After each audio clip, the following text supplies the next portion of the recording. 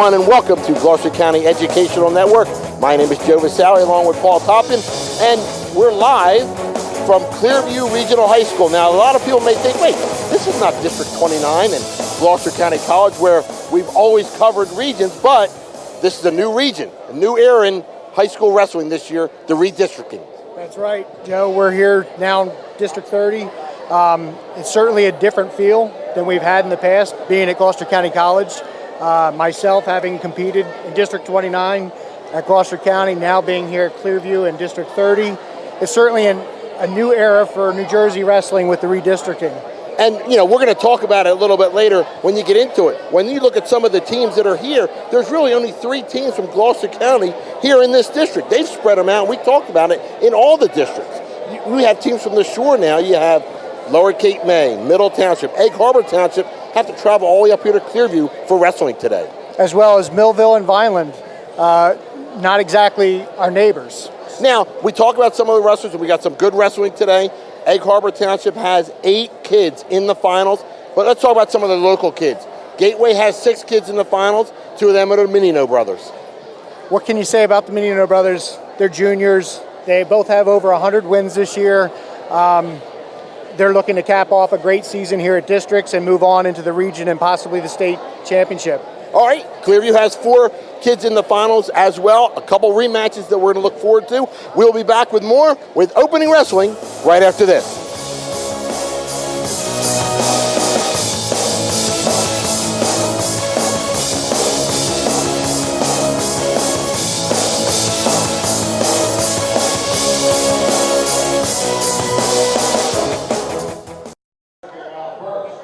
And welcome back to Clearview High School, everybody.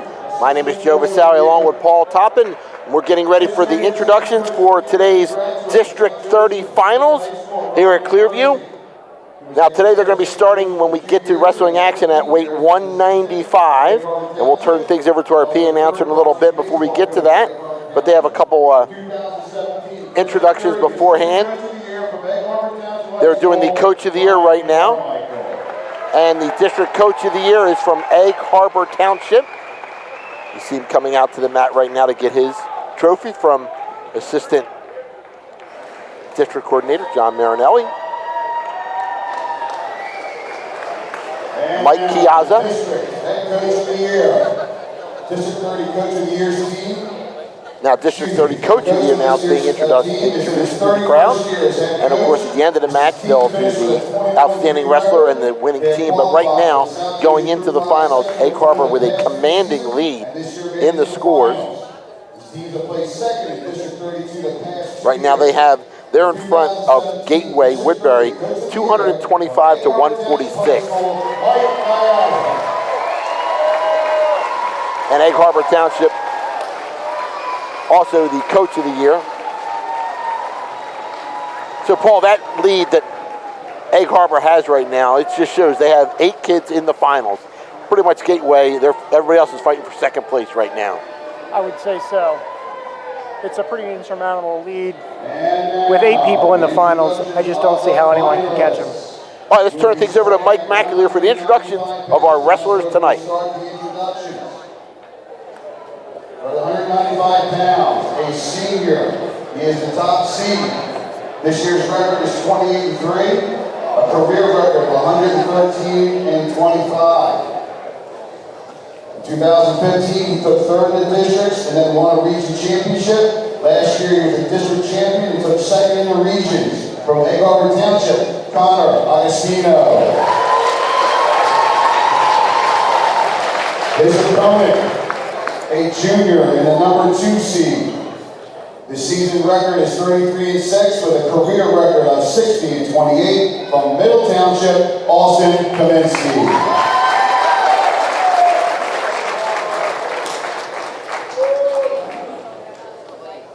At 220 pounds.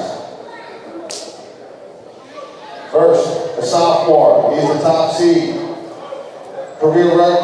Season record of 28-4 and a career record of 49-6 from Pence Road, Tyreek Brown.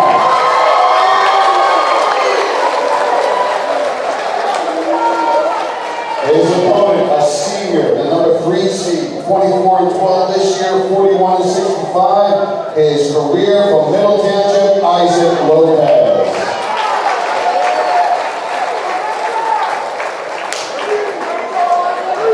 285 pounds, a senior, number 1 seed, 29-3 record this year, 60-36.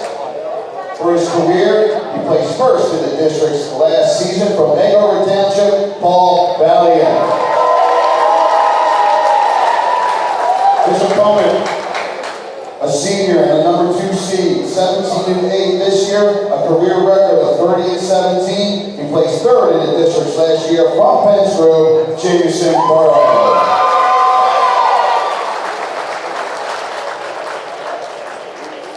At 106 pounds, a junior, he is the top seed, 33-0 this season.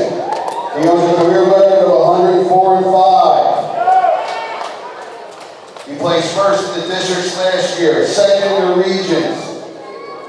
Last year was a district champ last year and also placed 7th in the state. From Gateway Woodbury, Dante Menino. His opponent is a sophomore, the second seed, 23-5 for the season, 35-22 for his career. From Clearview, Carmen Chimero.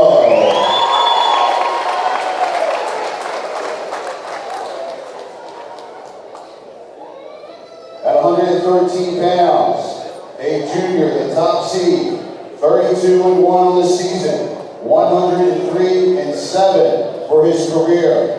2015, he was second in districts. Last year, he was first in districts and first in regions. From Gateway Woodbury, Antonio Lamino.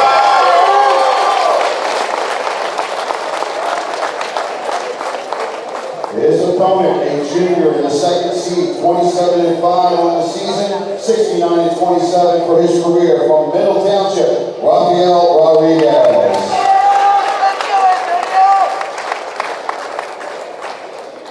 At 120 pounds, a senior, top seed, 28-3 on the season, 98-20 for his career. 2015, he took second in districts, was a district champ last year, and took third in the regions last year from Egg Township, Terrell Coleman. His opponent, a junior, second seed, 19-11 for the season, 20-12 for his career. From Clearview, Max Grosset.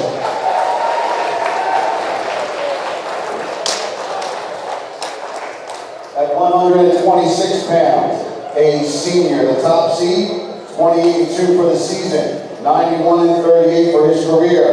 Took third in the districts in 2015 and was a runner-up last year from Egg Harbor Township, Hunter Thomas. His opponent is a senior in the number 2 seed, 27-3 on the season, 97-35 for his career. He finished third in the districts in 2015 and third in districts in 2016 from Lower Cape May, Alexander Brzezinski.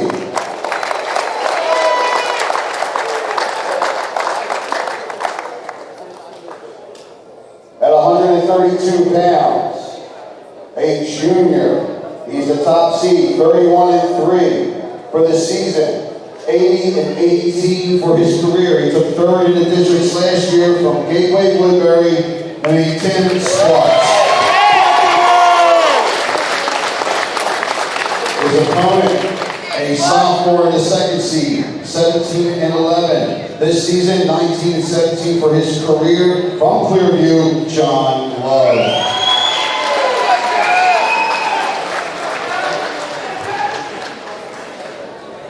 At 138 pounds, a junior in the top seed, 30-2 for the season, 86-11 for his career. He took second in districts in 2015 from Gateway Woodbury, Reggie Davis.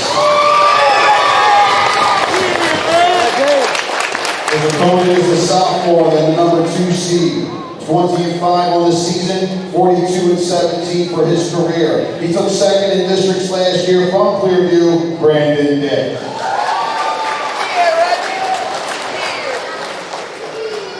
At 145 pounds, a senior and the number 1 seed, 32-2 this season. A career record of 117 wins and 19 losses. He placed first in the district 2014, placed second in 2015 and 2016. From Gateway Woodbury, Andrew Solomon. His opponent is a junior and number 2 seed. 23-6 for the season, 65-31 for his career. He placed 3rd in the districts last year. From Egg Harbor Township, Jason Kenton.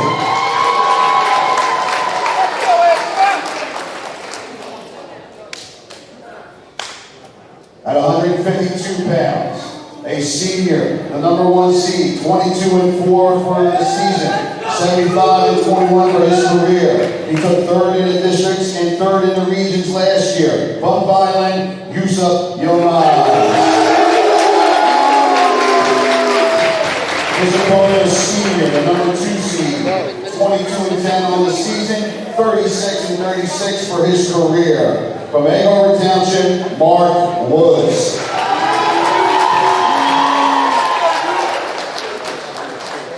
At 160 pounds, a junior in the top seed, 36-3 this season. A career record of 62-26 from Middle Township, Gary Nagel. His opponent is a junior and a number 2 seed, 25-4 for the season, 40-26 for his career. From Millville, Steve Raines.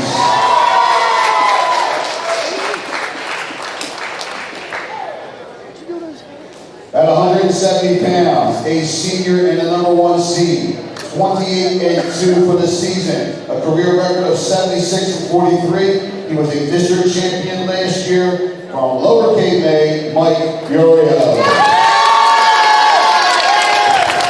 His opponent, a senior and the 3rd seed, 17-9 for the season. A career record of 48-30. From Egg Harbor Township, Matthew Marino. At 182 pounds, a senior, the number 1 seed, 26-8 for the season. Career record of 77-38 from Gateway Woodbury, David Norris. His opponent is sophomore, the number 3 seed, 19-10 season record, a career record of 32-21 from Egg Harbor Township, Nicholas Leon.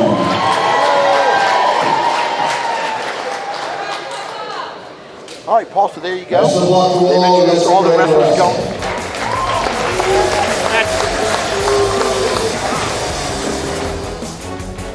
And that'll be Connor Augustino and Matt Kaminsky. That'll be our first match. We come right back.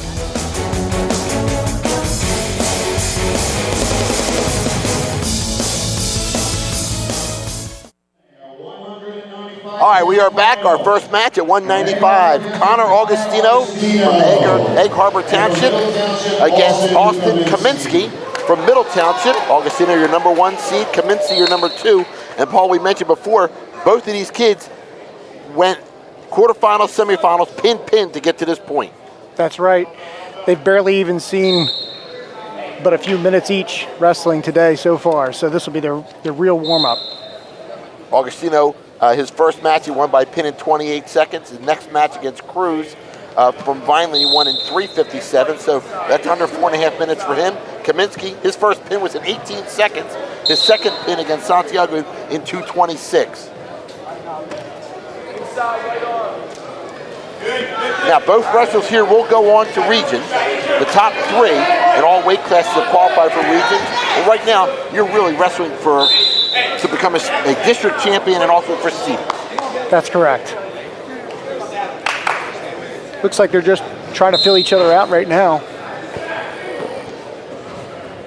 Jerry Boland's our referee for this match. As you notice, there's 2 referees out on the circle for this. One is the backup there, in case there's any disputes.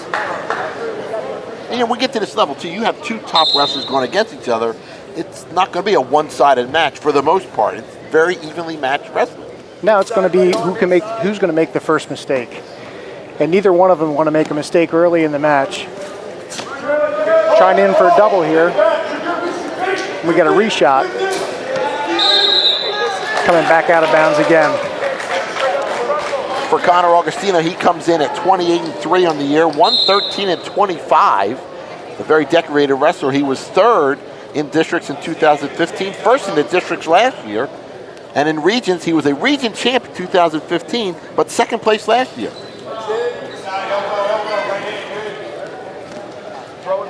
Again, just a lot of back and forth, trying to feel each other out.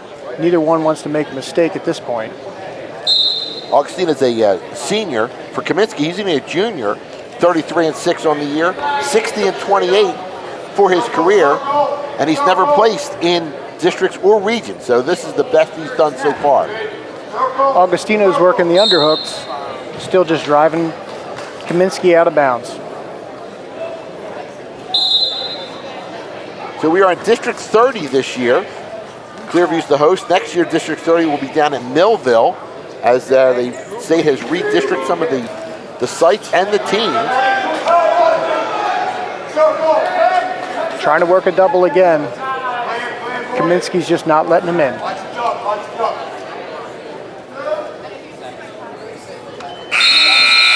And that'll be the end of the first period. The score still 0-0.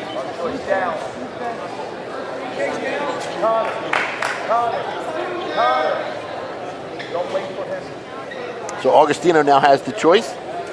He elects to go down. Why would if the official, when he flips it and you have a choice, why would you just go what your strength is? Yeah, most wrestlers are looking to score first, and this is usually the best advantage for most wrestlers to get their first point. Team records this year, Egg Harbor, they finished the year at 20-3. Middle Township was 14-10. Quick off the whistle, he's up on his feet, and we got one. Draw a leg to you. Another thing you may see a lot of wrestlers do, they feel that they're better. They'd rather give up that 1 point because they could get the 2 on a takedown. You see that happen a lot in wrestling. They'll give up 1 for 2 every time, and that'll keep going on and on. Wrestle when you're back to the line. Back in for a double again. Kaminsky's got a good defense. Draw a leg to you, no single leg. Seems like most of the shots are coming from Augustino. They can bring it to you. And Kaminsky's got a really good defense. Now, these two wrestlers did not go against each other during the season. We get to some of our other weight classes. We have 2 or 3 rematches. Another shot from Augustino.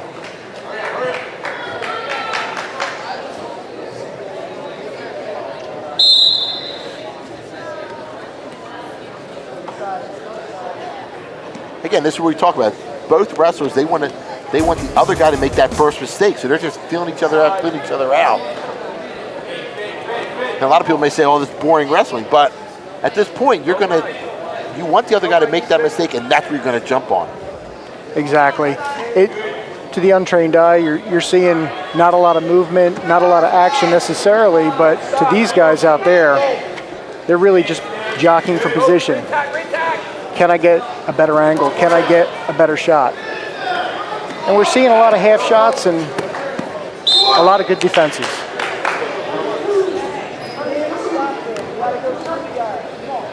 Now, the other thing is, too, and you know from going to plenty of matches, wrestling crowd know their sport.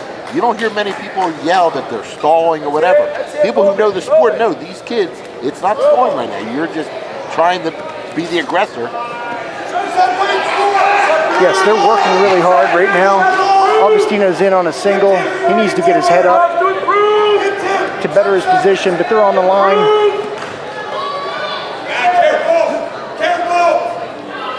He's almost got that single. He's going to try and pull him back, and he looks like he's got the 2. 2 times he was close to being out of bounds, but he held on long enough. That's a lot of work right there. And that's a big 2 to go up 3-0 with 1 second left to go in this period. Virtually no time left on the clock here. Go. Don't wait for him. Kaminsky's going to have to work really quickly.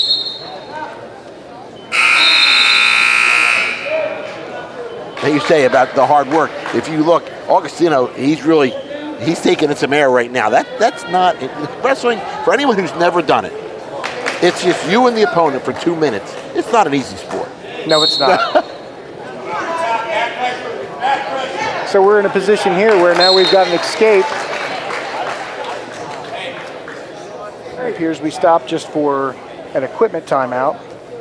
But that's what we just talked about too. Augustino, I could just tell, he looked really winded. It took a lot out of him to get that last takedown when he was out of bounds. And really, Kaminsky did a good job. He just got in the standing position and broke free. Keep wrestling, inside, you move him. Kaminsky's really set himself up in a position here where he's got 1:44. He's going to be looking to tie this match up with a takedown. Although Augustino's in on two. It looks like he's on the line. The crowd's calling for two, but we still have locked hands, and it's going to roll out. They're still going to be in a neutral position. Good defense by Kaminsky.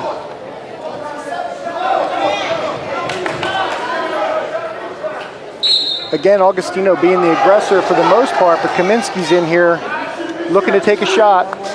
And that's the fastest we've seen him move this whole match. He took that, tried to get in on a single. A lot of wrestling on this one. There's been a lot to the outside. It went out of bounds a lot in this match. There have been.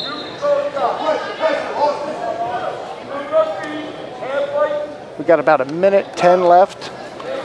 Kaminsky's looking to shoot again. He's in on a single. And Augustino just bails out of bounds.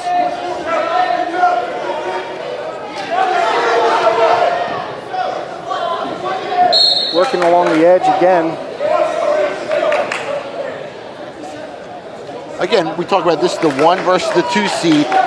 In every match you're going to see today, 1 versus 2, except for 2 matches. So when again you have the top 2 seeds going against each other, this is the kind of match you're going to see. Still a lot of time left on the clock with 46 to go. Plenty of time to tie this match up. Oh, we just had a nice attempt for takedown, and he slipped, and Augustino was able to capitalize for 2. Now, as the matches go on, we will be showing you the presentation podium. They usually do those a couple matches after they're done wrestling, so we will be showing you that as well. 15 seconds left in this match. Augustino looks like he's in on a pretty good ride here. He's going to look to ride him out for the remainder of 10 seconds. Kaminsky's kind of flattened out here. And time goes out. Augustino comes away with a 5-1 win. Picking up his 2nd district championship in a row. He won it last year in 2016. And there's your winner, Connor Augustino. A 5-1 winner, so he will go to the regions now as a district champion. Now wrestling, 220. Now brings up our 220-pound matchup. We will have the number 1 seed, Tyreek Brown from Penns Grove. And the sophomore goes into with a 28-4 mark.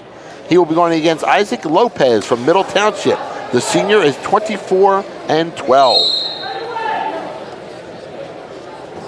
Neither one of these wrestlers placed in districts last year, so for them, this is all new ground for them.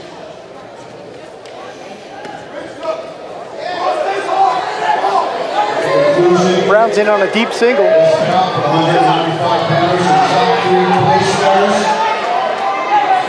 Brown won both his quarterfinal and semifinal matches by pin. He's got the 2.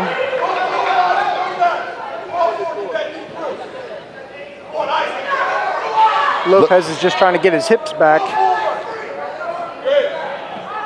For Lopez, he won both of his matches by decision, 4-1 and 5-1 over James Waynes from Egg Harbor Township to get to the finals.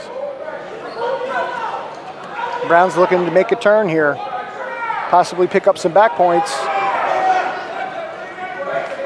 Well, Brown has been in control from the jump. Lopez just trying Oh to. my, right on his back. That was an excellent lift. It looks like he's going to get a count for 2. Referee John Giovannini out there. He's reffing this one. A nice trip by Brown, taking Lopez right to his back. This might be it, that's it.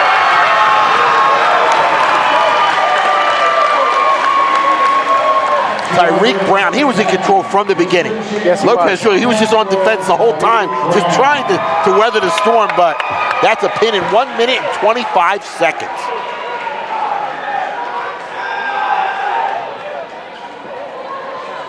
And for Brown, that's a pretty impressive district.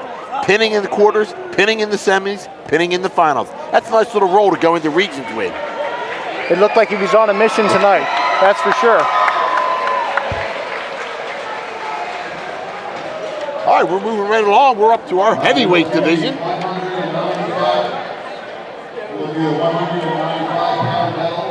Oh, they're doing our placement holders right now for 195 before we get to our heavyweight matchup.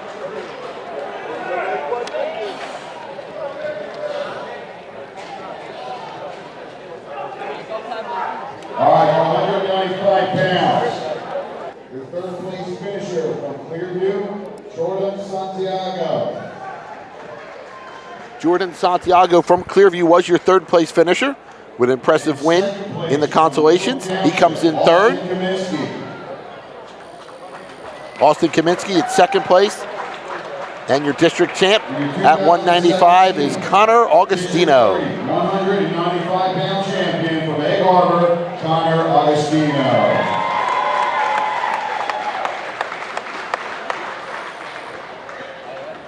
So all 3 of those young men will be going on to Region 8, which starts on Wednesday down at Egg Harbor High School. All right, our heavyweight matchup now. We have Paul Valiant from Egg Harbor Township, the number 1 seed, going against the number 2 seed from Penns Grove, Jamison Burrow. Both these young men are seniors. Valiant 29-3. He was a district champ last year, 2016, 4th in Region 8. Burrow was a 3rd place finisher in the districts last year, comes in at 17-8 record.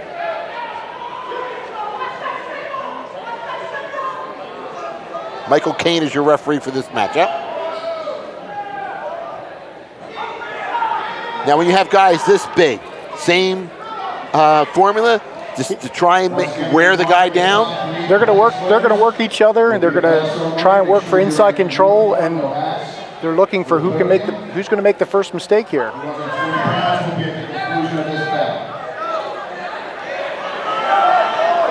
Valiant's working double underhooks, but Burrow just took him out. Now for Burrow, he won both of his matches earlier today by pin in the quarters and semifinals. In the semifinal pin over Jazir James, he did it in 33 seconds. Valiant got a first round bye, so really this is only his second match today. He won the semis against Jonathan Morris against Vineland. Valiant back in on an underhook. Double underhooks again.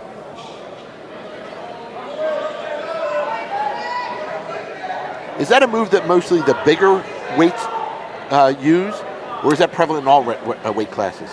It's used primarily in the larger guys, but it's certainly a setup move that lightweights alike will use as well.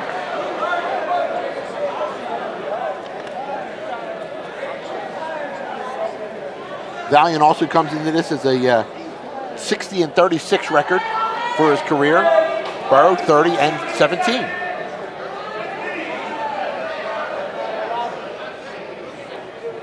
See the time left on the clock. Under 10 seconds to go in this match. Valiant's back in on double underhooks. Trying to lift Burrows up.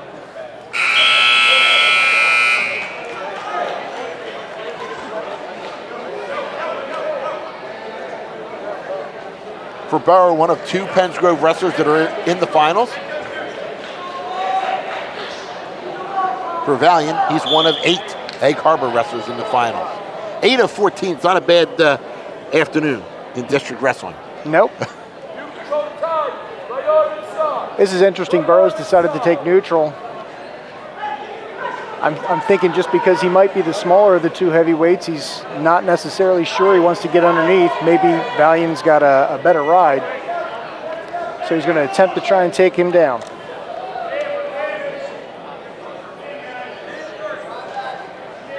Now, we mentioned these are the heavyweights, but the weight class is 285. So that's the max you can be to wrestle in this weight class.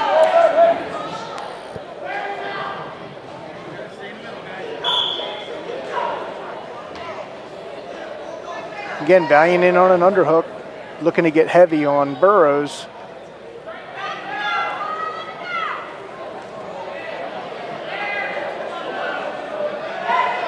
Double underhooks again.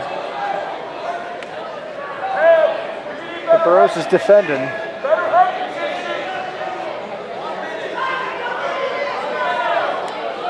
Just about a minute left in this period.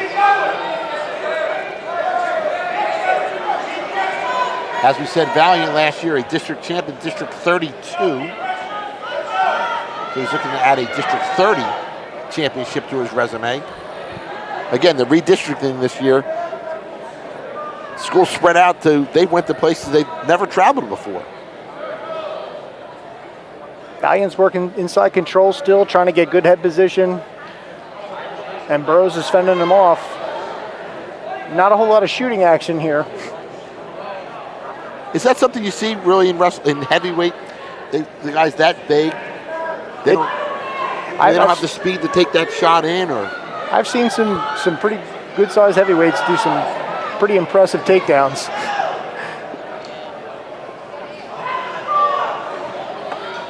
But again, we're in a championship match.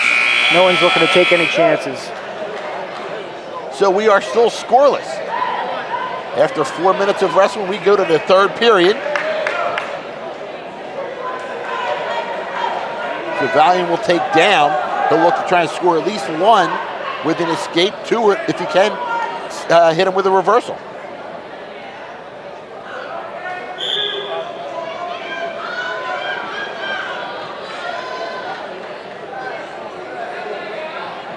Burroughs is out to the side, looking to break Valiant down.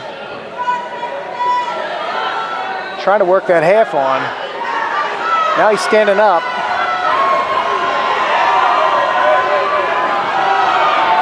He's gonna have to take him down here. Oh my. That's how close he was to getting the escape, and then he got taken down just that quick. Burroughs did everything he could to hold tight. So Burroughs is retaining control here, looking to ride the legs,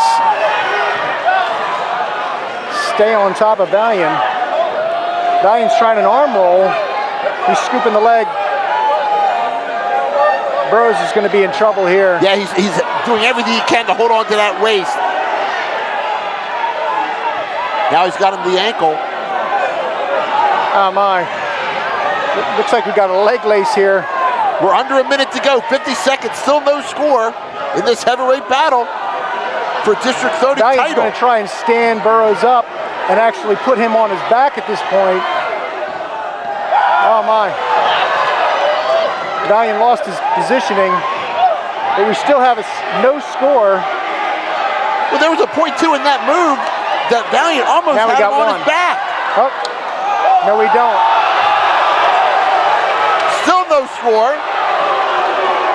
There's the reversal for two. Under 15 seconds to go. Valiant's got a two. He's got a half on. He looks like he's looking to turn. He just broke Burroughs down flat to the mat with 3 seconds left. And I think that's going to do it.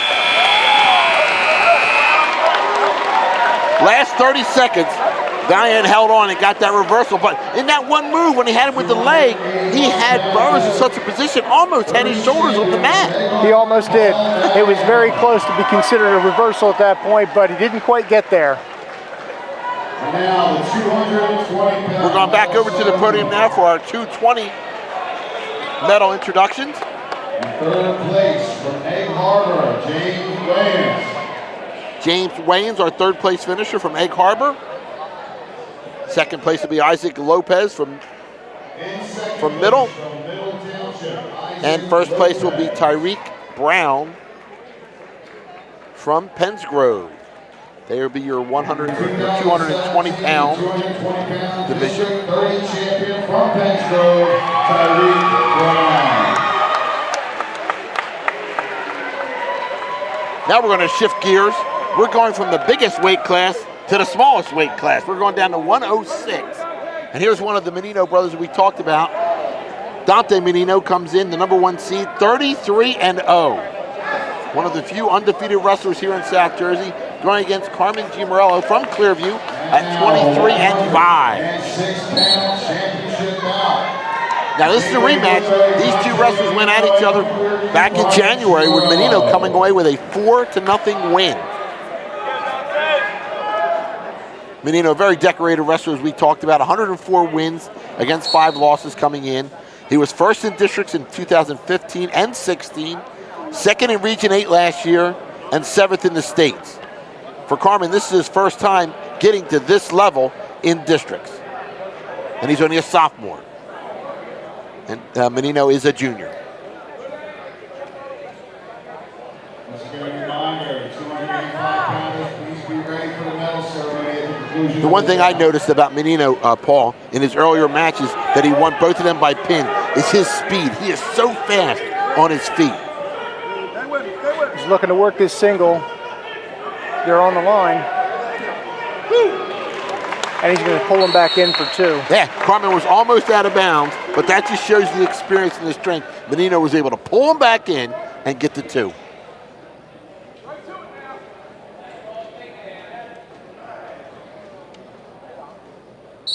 Now for Carmen, this is nothing but experience. You're gaining, you're in the finals now of the districts where he wasn't last year. You're gaining that experience as a sophomore that can only help him next year. Absolutely. What he wants to do is he wants to try and get as many points as he can and keep this match as close as possible.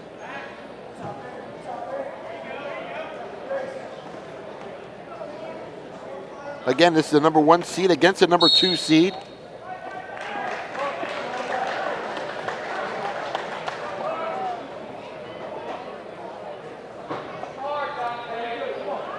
Menino with 9 pins coming into this match of his 33 wins.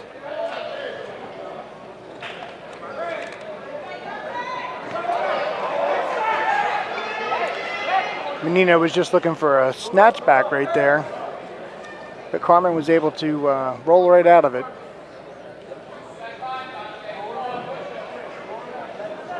Dante Menino up 2-0. We're under 20 seconds to go here in this first period.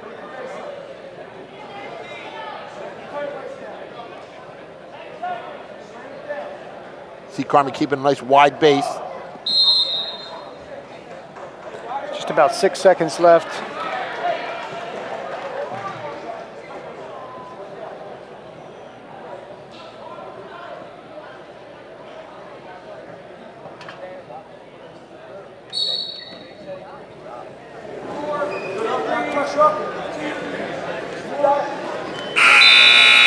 So for G. Morello, he's been on the defensive pretty much that entire first period after the takedown. So now, if you're him, what are you going to try and do here? Now you're starting, you have Menino in the down position. What will you try and do? Gino likes to wrestle on top. I expect he's going to do everything he can to get some good legs in. I've watched him wrestle before. He likes to ride the legs. He's going to do everything he can to hold Menino down and possibly turn him. That's what he's going to look to do. So it looks like you have an injury time right now. The trainer's checking out Dante. Top 3 at 285. Be ready for the medal ceremony at the conclusion of this bout.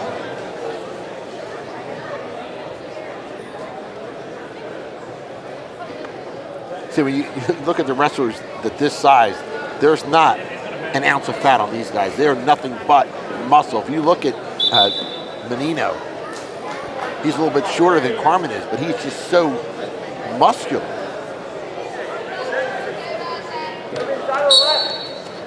really quick start from Menino there. Lock it in. Lock it in. Carmen is looking to regain his hip position, and he's got his hips back up. He's in pretty good position, but unfortunately they roll out of bounds. You mentioned the speed. That's what I noticed about Dante earlier today. He was in the opposition and would tell the referee he's going to let him go. And when that whistle blew, he was just so quick to take the guy right back down. Again, he was very quick off the whistle. It's right on the edge, but he's doing it right legally. But that's what a good wrestler is going to do. And with experience, he's going to know that whistle's coming, and he's going to be right off the whistle. He's not waiting for that whistle.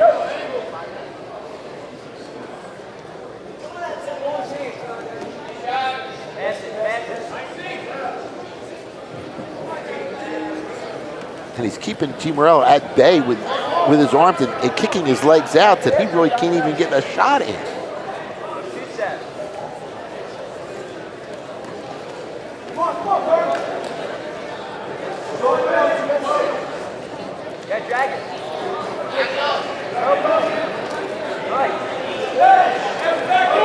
Menino back in on a double. Looking to finish. What he needs to do is actually get up and swim around. And they're going to call stalemate. 37.5 seconds to go. Still 3-0 score. G. Morello's not out of it, but he's going to have to start taking some chances here. Well, certainly on that last move, he was able to stop Menino from getting the two, because that's a position where I expect he's actually practiced before and actually scored. And Gio Morello has enough experience to know how to stalemate that call.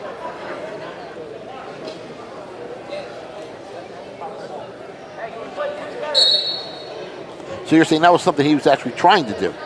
At that point, that was his defense.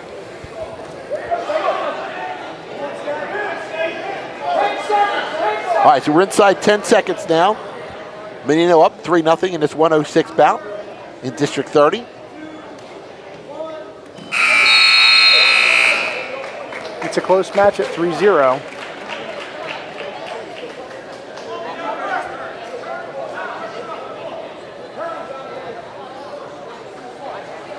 Here you see a shot of the rest of the Clearview coaching staff, Steve Duncan.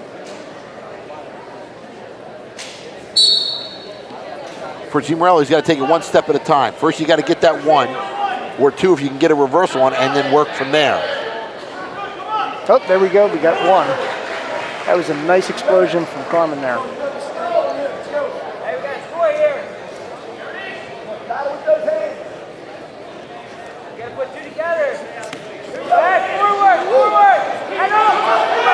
Looking for a good defense here. Trying to keep Menino's head down, but he just can't do it. He got in on that ankle and just...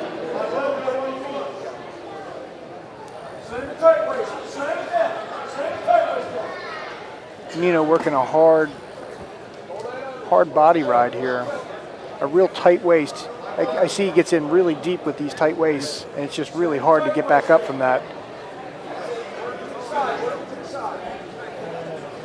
Again, these two guys went at each other back in January, with Menino coming away with a 4-0 win then, and he's up 5-1 here with under a minute to go in this match. District 30 final here at Clearview High School.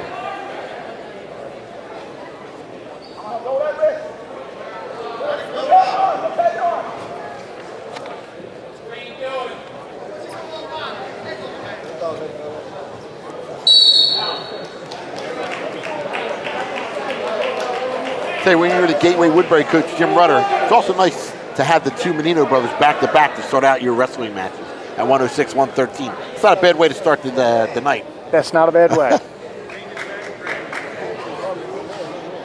We'll see Antonio Menino coming up in a little bit. Then, of course, Reggie Davis also.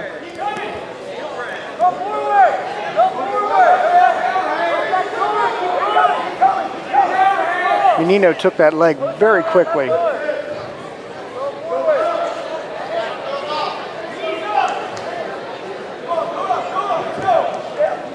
So we're under 15 seconds to go in this match. Menino looks to become a 3-time district champ. In his junior year, won it as a freshman, sophomore, and now a junior. And the final score is 5-1.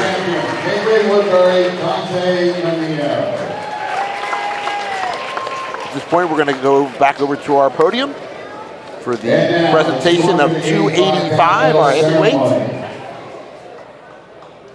Finishing in third place from Vineland, Jonathan Morris. Jonathan Morris from Vineland, your third place finisher. Second place finisher will be Jameson Burrow. And your District 30 champion And your 2017 from Egg Harbor Township, District 30 champion from Egg Harbor, Paul Valiant. Paul Valiant.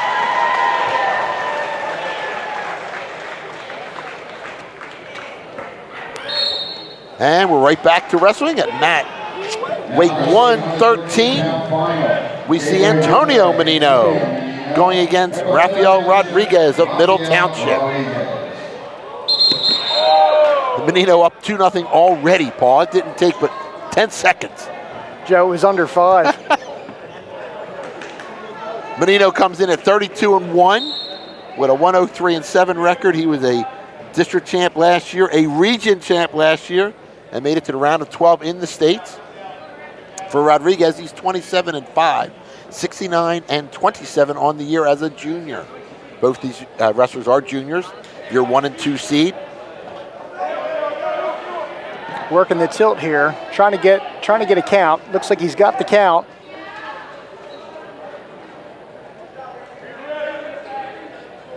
Menino just broke the hold, so he'll get a 3 count for backs. Now he's working a cradle. This is tight. And there it is. He settles for the pin.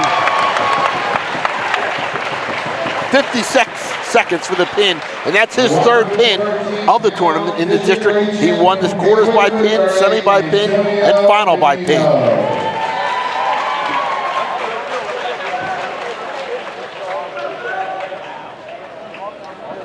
So we're going to be heading right back to the podium just that quick for our 106. I mean, that match went so fast, those guys may not be ready for the podium presentation. Finishing in third place at 106 pounds from Millville, Matthew Clemens. Matthew Clemens was our third place finisher. He beat Dominic Robertson in the consolations earlier.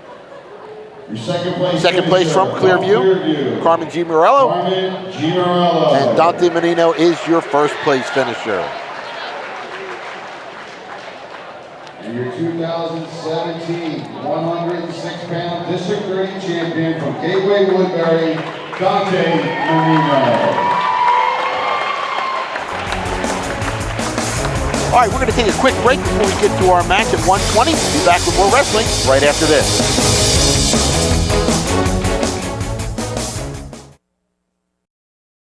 All right, we are back here at 120. Joe Visalli along with Paul Toppin. And Paul, we got Terrell Coleman, the number 1 seed, going against Mac Gruzett from Clearview.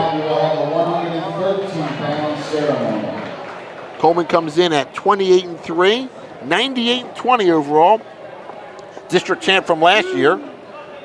For Grosset, he comes in at 19-11, 20-12 as a junior, and this is his first time in the finals of districts.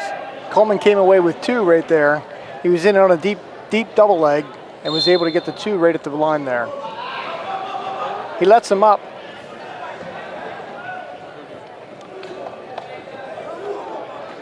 Coleman was, like I say, district champ last year, 3rd in Region 8 last year. Coleman's working for another takedown. And he's working fast here. Looking for a cradle. He's got Max Grosset in a cradle. The strength that Coleman just showed on that move, pulling him over. Grosset needs to break the hands. And he's going to roll on out. Now he's working an arm bar. Coleman has an arm bar. He's working it across. changes over to a double,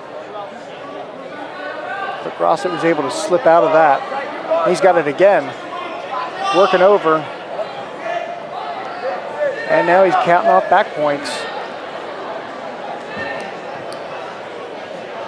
This is tight. This is really tight. And just as you mentioned, it was tight. It was tight. Down for the pin. The 120-pound District 30 champion from Egg Harbor, Terrell Coleman. Coleman gets the pin in 1 minute 35 seconds. Grossett from the jump. He just Coleman just overpowered him. It was hard. He was very fast. Coleman came in right off the whistle, looking for two. Again, 2 matches in a row. We're not even getting the calls. All right, over to the podium. They're giving the presentation at 1:13. From Middle Township, Raphael Christian Smith, Rodriguez. Egg Harbor Township, your 3rd place finisher. Rafael Rodriguez, your 2nd place finisher. 2017 And Antonio Menino, your District 30 champion.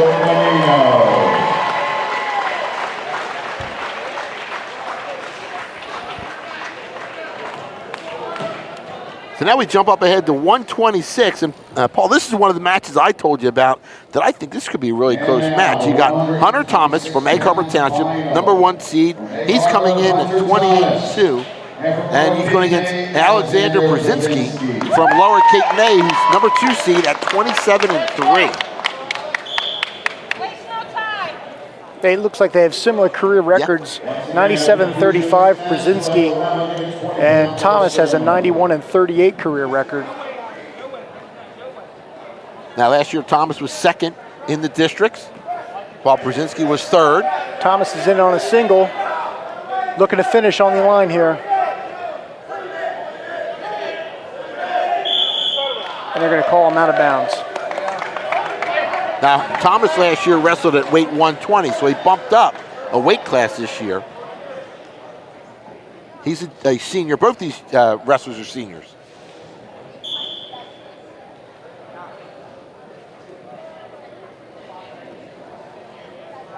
For Thomas, this is just his 2nd match today. He won the first one by forfeit. Thomas is back in on a single. Brzezinski's got the... That was a nice defense by Brzezinski.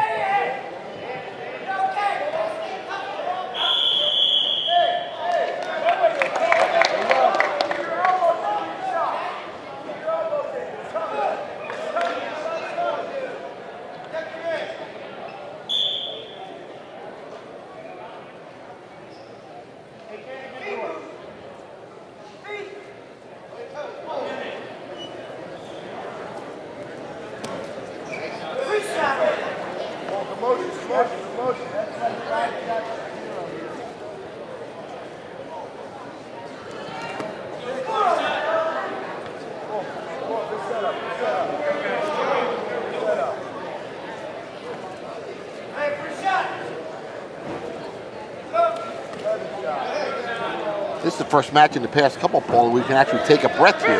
But the action's a little slower. Thomas is back in on a single again. Brzezinski's defending. And out of bounds again.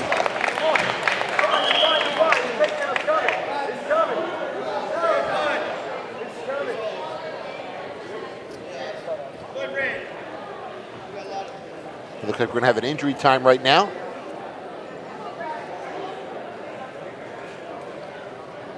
Looks like there is some blood time. There's some blood on the mat. So the trainers from Clearview, that'll give them a chance for both coaches to talk to each of their students. Give them a couple pointers here and there. Now, Paul, your years of coaching wrestling and wrestling, do you notice that do the teams, the coaches have a certain move that they like to teach their kids, or is it pretty much up to the kid and whatever they feel comfortable that that's their move when you're out here wrestling? Well, certainly all the wrestlers have their own styles, but you're going to see a tendency for the coaches to instill a certain number of moves, whether it be tilts, leg riding, certain types of takedowns, and you're going to see that throughout the entire team. Some of your wrestlers that wrestle year-round may develop another style that's a little bit different from their coach, but you're going to practice the same things in the room pretty much day in and day out. And again, like I said, certain things like a tilt, high crotch, takedown. You may even see on the high school level headlocks. So these things transcend schools for years, as long as that coach is there. And the reason I asked that question, I remember I was watching some of the quarters and the semis earlier, and one of the coaches was yelling at his wrestler, "Why are you getting away from your style? You're going to lose this match. Wrestle your style." Exactly, and coaches are going to continue to encourage their own. Oh, man, we almost had a nice throw there. Brzezinski really likes to work the upper body.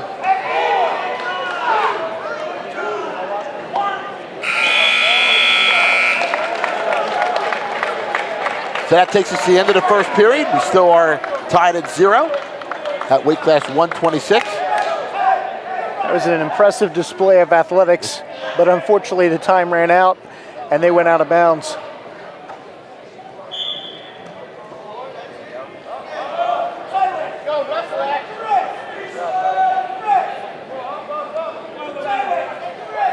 So Thomas is down.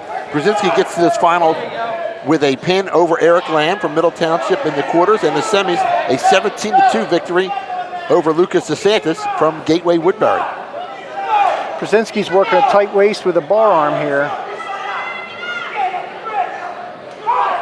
Thomas slipped it, and Granby rolls,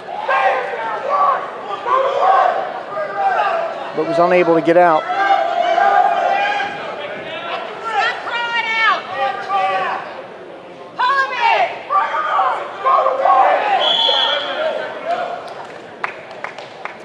You are watching District 30 Wrestling here from Clearview High School on the Gloucester County Educational Network. We will be at Region 8 next week, down in Egg Harbor Township for the finals. Top 3 wrestlers here in District will make it to the region. A change this year in the states, though. The top 4 in the regions will go to states.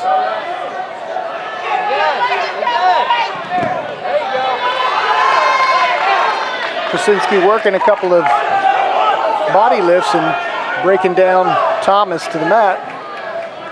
See if he can work it here. He's working hard on that arm again. He has the bar arm with the tight waist. But he needs to keep Thomas flat on the mat in order. The official's going to call Brzezinski for stalling. So that's our first stalling call tonight. Why would he call stalling there? Well, I'm not exactly sure, but he's working straight behind the hips, not getting out to the side, and that's what's required in order to turn somebody. So, again, Brzezinski working that bar arm, and he needs to get out to the side. Michael Kane's the official in this match. Yep, here we go, there's a cradle. He's deep in on a cradle, it's a near side cradle. If he can pull him back in here, Thomas is trying to reposition to the out of bounds. And you can see that Thomas kept pulling. He said, "I'm close to the out of bounds. I'll keep pulling and pulling." Brzezinski needed to try and pull him back in.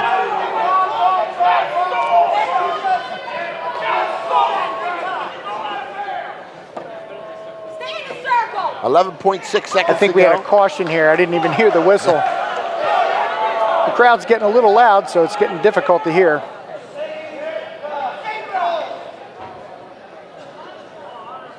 There we go. That's a clean start. Thomas is back up on his feet with 7 seconds, looking to scramble. And they're going to call a stalemate with just 3 seconds left. And also, I think we're going to have another blood time. A blood time, I'm sorry. He had to stop putting his nose for the blood. Officials again coming back out to check him out.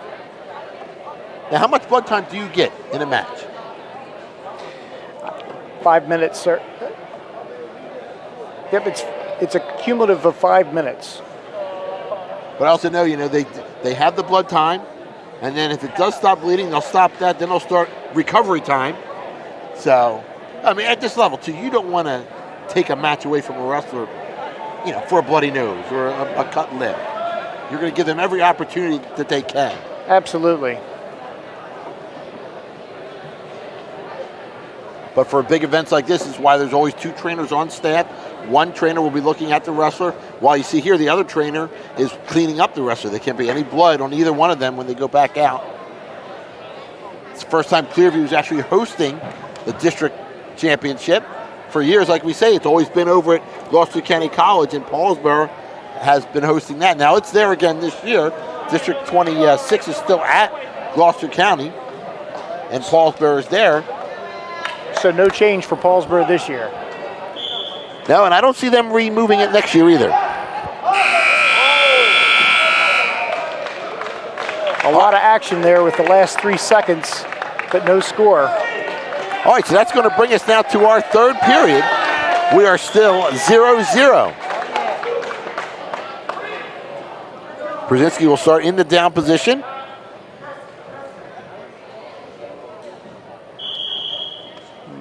Take another caution. Now, caution there would be he's either started before the whistle or the person on top Set up wrong. And we got a clean start. Brzezinski's looking, he's on his feet. We got a high crotch lift. Back out of bounds. We have seen more lifts in this match than I think in all the matches combined. Both of these guys like to use that move.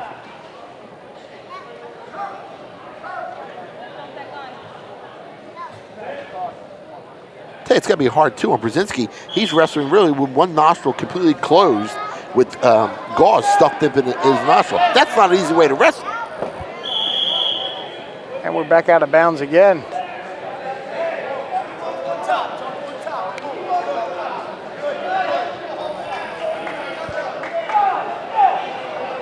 There you see a shot of 2 of the coaches. Each team allowed to have 2 coaches on each sideline, the head coach and an assistant. Brzezinski's looking to turn, and he's got a reversal.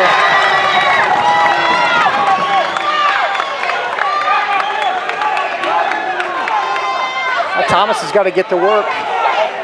The last period he was ridden out for a full 2 minutes. He's going to have to get his head up off the mat and look for that one.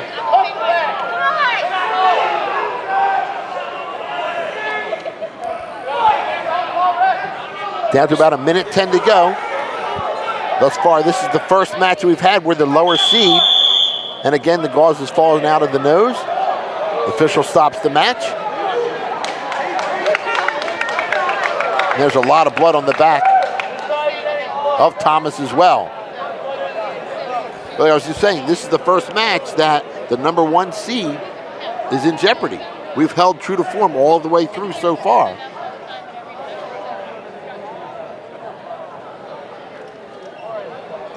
Now, blood time here. Who does this help?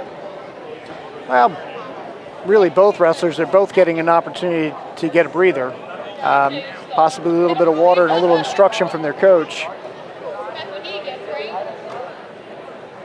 With 1:04 left, Thomas is going to be down. He's going to have to, again, work for some type of a escape. Earlier in the match, I saw him try a Granby roll, but he didn't follow up with anything. So he's going to have to look for some type of a movement like that. He needs to create space. Thomas has been riding really tight. He's been working the arm bar and the tight waist. But every time he works out to the side, Thomas is able to almost slip away. Brzezinski's ready to go, but Thomas is still being attended to.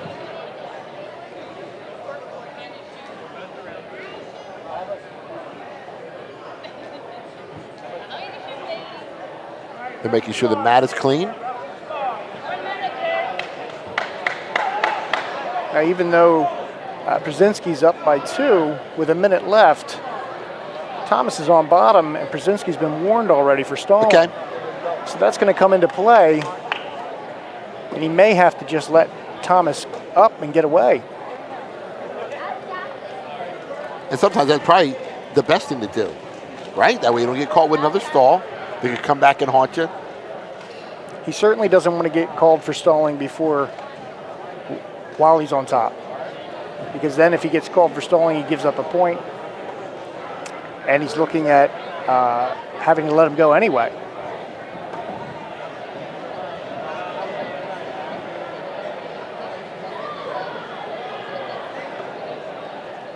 So it looks like we're all cleaned up. We're ready to give it a go. There's still a minute and 4 to go. That's a lot of time. This might be one of our longest matches so far tonight. And for just a 2-0 score, there has been a lot of action. Again, a lift attempt, trying to return Thomas to the mat, and there's that high crotch lift. But Thomas keeps his legs and tries a Granby, like I said he had done earlier today, and this time it paid off for the neutral. They did give it to him. He was right close to being out of bounds. The official did give it to him. So Thomas looking like he has new life in him right now, looking for a takedown with just 44 left. And he's working hard right now, pushing. He's in on a single. He needs to pull him back to center. Looking for a finish. Again, he's going to try and pull him back in. Krasinski's right on the line. 24 seconds, and they're going to call it another blood time. Yeah, I could see it did come out when he went to take that shot. And I was surprised they didn't stop it sooner. And he was pulling him back in,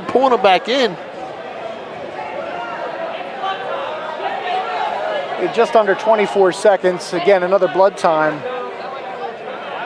But Thomas is in good position for a takedown to take this match 3-2.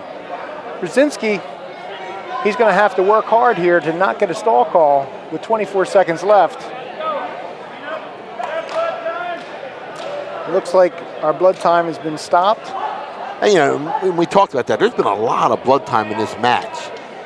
So, I mean, they're trying to clean them up as quick as they can now.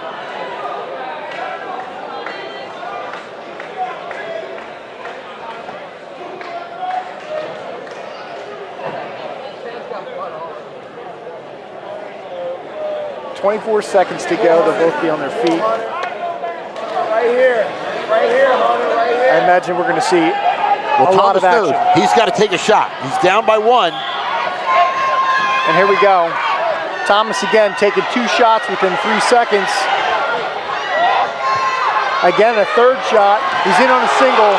He's got the waist and he's going to take the 2. 10 seconds left. All he has to do is hold him down. Brzezinski looked like he was controlling the entire match, and just like that, we're 3-2, and the #1 seed takes the title. Well, that last 23 seconds, he wrestled like a #1 seed, like, I've got to go for it and go for it now, and that's what he did. Exactly. I mean, that's a tough match for Brzezinski. And that's the sport of wrestling.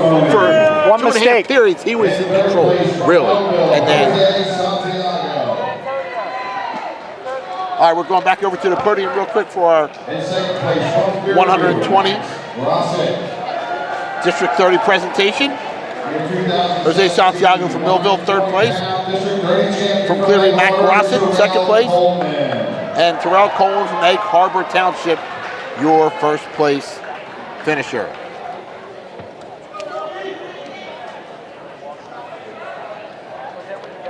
All right, now we're moving back to another Clearview Gateway final in weight 132. Tim Sparks, the junior, 23-3, going against John Love, who's a sophomore, at 19-11. The 1 versus the 2 seed. These two guys went against each other back in January 21st, and Sparks beat Love 6-4. It's a close score.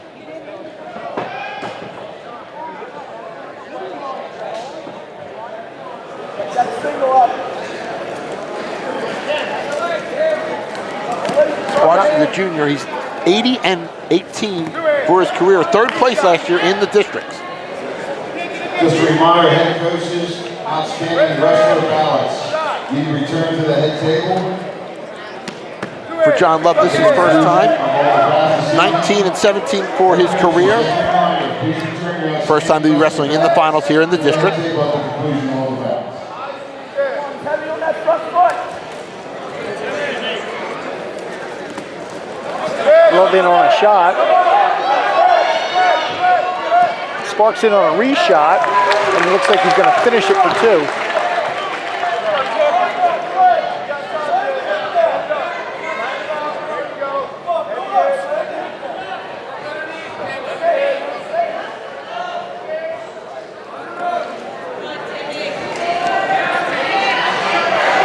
And Love out for 1.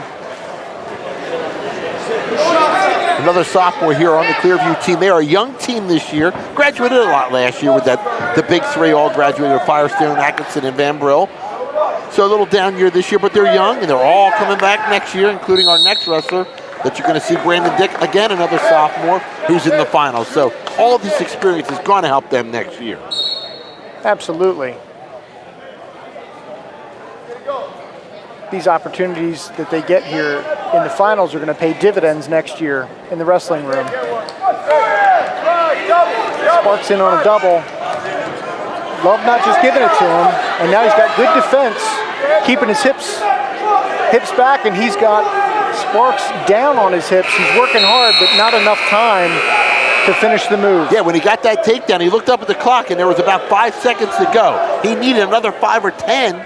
He could really make something happen. Yeah, we were just talking about this experience. The other thing is, too, with these guys, they're in the finals, a couple of them won in the consolations. That means they have more matches next week in the regions, and that's a whole nother level of wrestling. Love working a spiral ride, but is unable to hold Sparks down.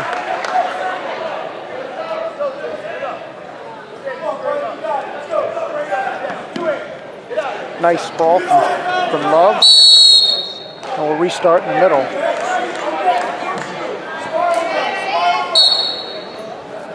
Both these guys have a similar build and style. It's interesting to see them going back and forth with similar shots and defenses. Heavy hand. Heavy hand.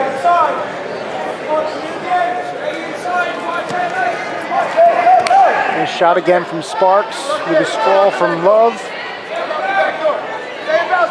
And it looks like they're going to go out of bounds.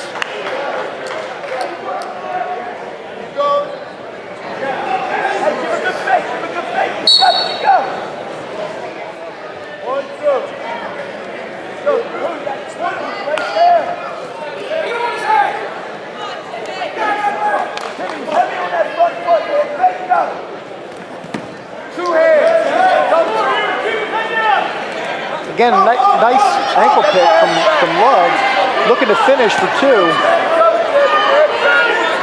He's got the 2. Love's going to need to work up here, or he's going to lose, and Sparks was able to escape. He did a good job of going down, getting that ankle, and working his way up to get the takedown. But like you say, Sparks was able to worm his way out of it, so Love's just got to try and take him down again. There's still 30 seconds to go here in this second period at 1:32.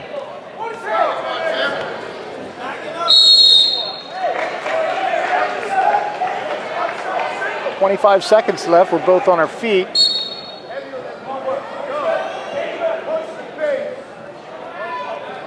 A shot again by Sparks. A good defense from Love. Trying to get behind. He's got the single. If he can reach up and grab the head or hook the leg and get his head free with only 2 seconds left, just not enough time. Again, that's the second time now. The same thing happened in the first period. He made a move with under 5 seconds to go. Again, if he needed another 10 seconds there, he could have had a shot at something. Now he's going to start in the down position, Love is for Clearview, to start this third period.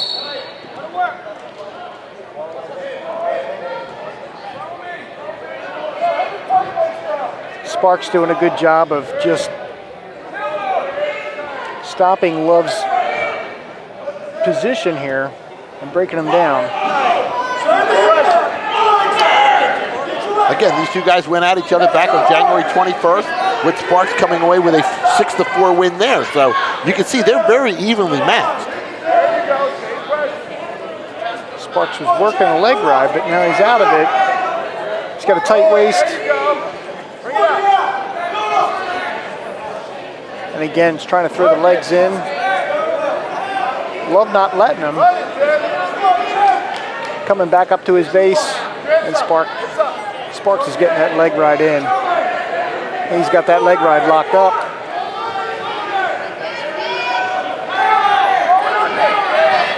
Now he gave it up again. Sparks is doing a lot of movement, working out to the sides, trying to keep the referees from not calling him for stalling, and all of a sudden, Love gets called for a stall. Although there's a lot of pressure in this position. When a wrestler gets the legs in like this, it's an awful amount of pressure on their hips. It's very difficult to work up from there. We're coming up on 30 seconds. We got a potentially dangerous. His knee was in a bad position. So that probably benefited Love there. Under 30 seconds to go, Sparks was in control.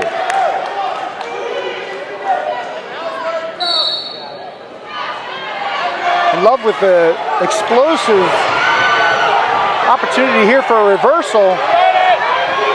Sparks holding on, looking to reposition. Love is trying to turn the corner. I think he might be able to do it here. Oh my. Oh, and Sparks just repositions, holding on to the leg with 5 seconds left. Love's just trying to desperately get out for one, and he just can't do it. Sparks had that leg so tight, Love just couldn't swing around behind it. A valiant effort. Both wrestlers working very hard for that. All right, we're going to head over right now to our medal presentations at 126. Your third place finisher from Denver, Aaron Peters. Our third place finisher, Aaron Peters from Denver. Lower Cape May, Alexander Brzezinski. And our District 30 champion from Egg Harbor Township is Hunter Thomas. From Egg Harbor, Hunter Thomas. All right, we're going to take a quick break before we come back with our next bout, which is going to be at 138. Back with District 30 Wrestling right after this.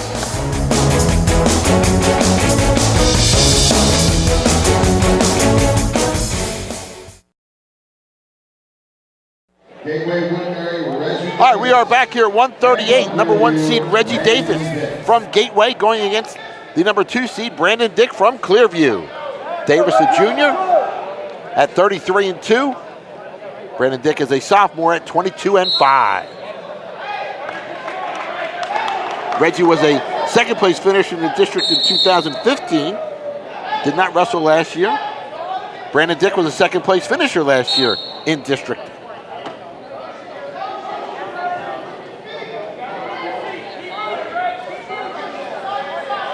Now, these two wrestlers did not go against the other during the regular season when Clearview wrestled Gateway.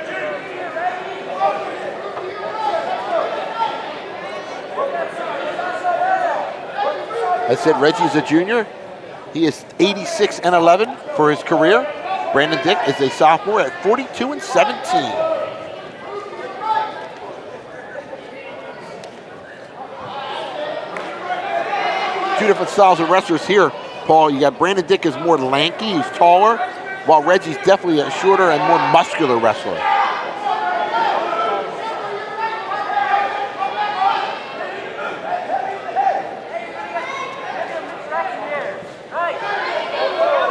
Reggie Davis takes in for a shot. Brandon looks to try to capitalize. He's in on a double, and he's got the 2 right on the line. That was a nice move by Brandon Dick. Kind of turned the tables there on Reggie Davis. Davis looking to Granby roll. Dick trying to hold on. No points. Dick still has, and they're going to call Dick with locking hands. And Davis is going to get one for the penalty point.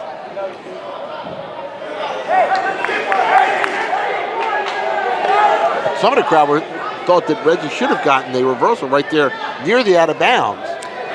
At least, I think a lot of people thought he would at least have had an escape, where then there wouldn't have been a locked hands penalty. Coming up on 10 seconds to go in this first period. Brandon Dick with a 2-1 lead over Reggie Davis at 138.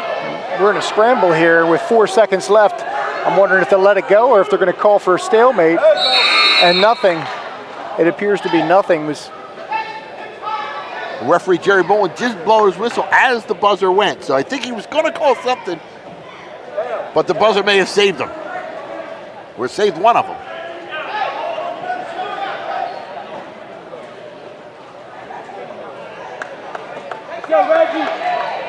So Reggie Davis takes bottom. He's down 2-1. Brandon Dick with the tight waist, not able to hold on to him. We have a tied score here.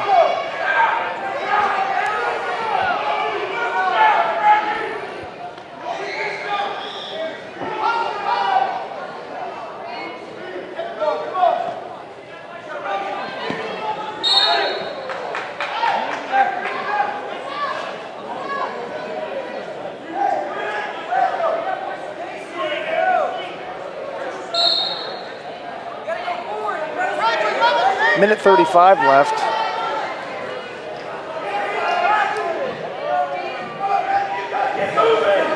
Both wrestlers are looking for some inside control.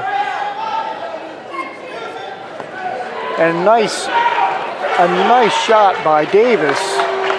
It was a quasi duck under.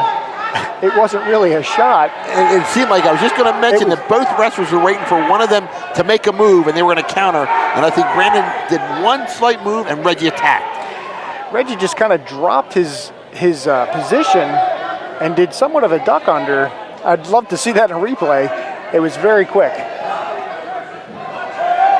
For 2. Dick scrambling, trying to get back up on his feet. Try to create some space. But Davis is able to regain position. It looked for a second there, it looked like Dick was trying to work his way out of bounds to reset himself. I think the official just called Reggie Davis for stalling, if I'm not mistaken.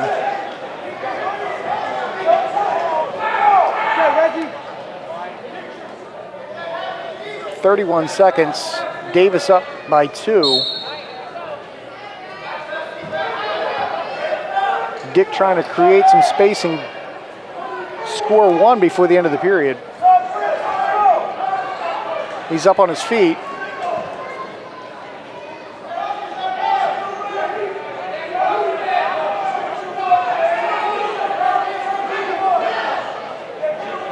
"12 seconds. Davis has the half on with a tight waist. He lets go of that. I think he's going to be satisfied to just stay right here for the last few seconds. Brandon looked like he was trying to make a move and get up on his feet, but Reggie's just so strong, he just pulls him right back down. Conclusion of the bouts, we'll have the Outstanding Wrestling Award given out, a district team champion, and a team photo of all the district champions.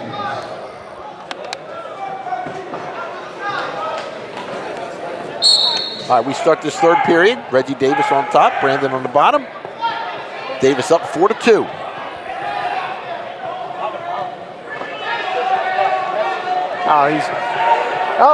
He just slipped out of it. Dick wasn't able to capitalize on that move. There was a slip there.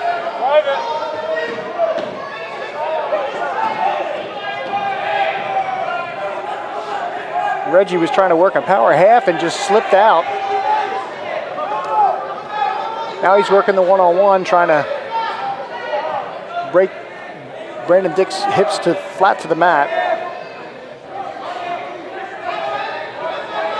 Working to the side for the power again. but just not able to turn him there. They see a shot of Steve Duncan, the Clearview coach, in the background. A quick tilt. I don't know if he did. He scored 2 points off of that. A quick count by the referee.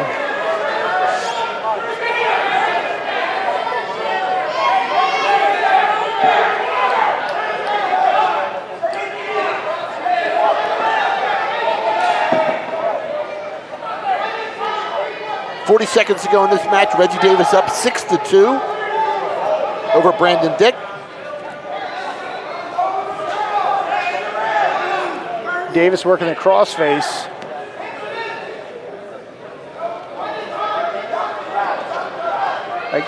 Again, working another crossface. Looking to turn up, and Brandon Dick is looking for a reversal here. 10 seconds to go. I just don't think it's going to be enough time. Davis just too quick. He's able to get right back behind Brandon, and that's going to be the end of it. 6-2. So Reggie Davis, your District 30 champion at weight 138.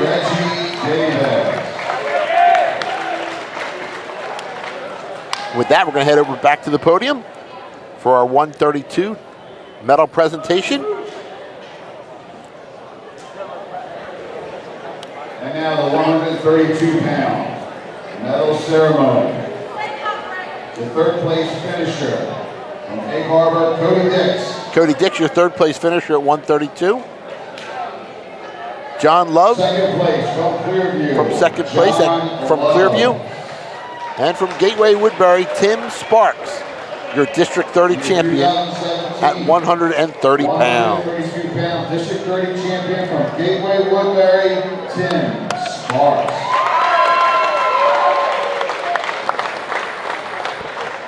Our next match is at 145, and this is where a lot of people said this is going to be one of the highlights of this district. Andrew Solomon from Gateway. He comes in at 35-2. Going in against Jason Kensick, who is 26-5. Solomon, for his first 3 years, went to Cedar Creek High School, which is just 15 minutes from Egg Harbor, but never faced any of the Egg Harbor opponents. This is the first time that now Solomon will go against someone from Egg Harbor. Solomon is a junior, 117 wins against 19 losses for his career. Second place last year in the districts, second place in 2015, first place in 2014. Kensick was the third place finisher last year in the districts.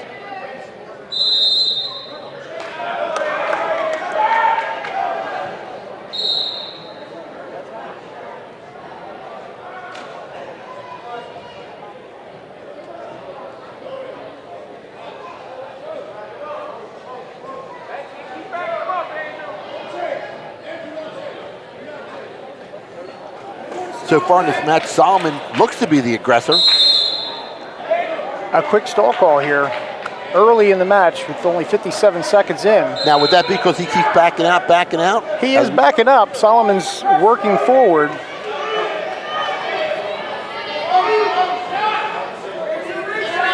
Giovanetti's letting them know they got to get to work.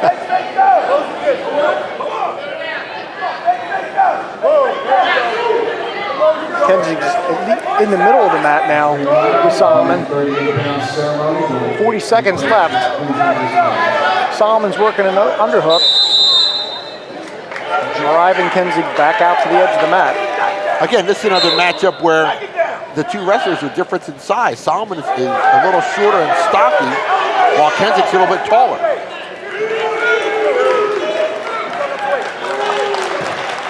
Solomon gets a takedown here with 20 seconds to go in the period. Before the wrestlers go out of bounds, he's up 2-0. It was a real quick, it was a nice, but it was a very quick pass by Solomon there.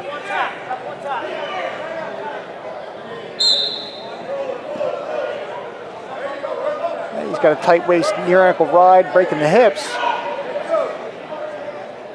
working into the claw with 10 seconds. Just looking to hold Kensig down. He's getting a little high though.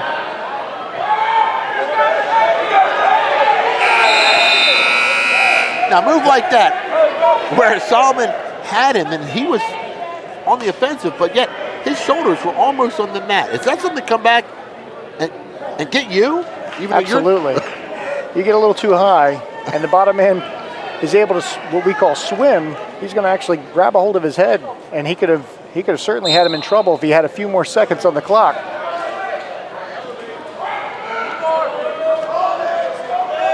A nice lift. Oh my, that was a pretty hard lift. And right away he's grabbing his shoulder, arm.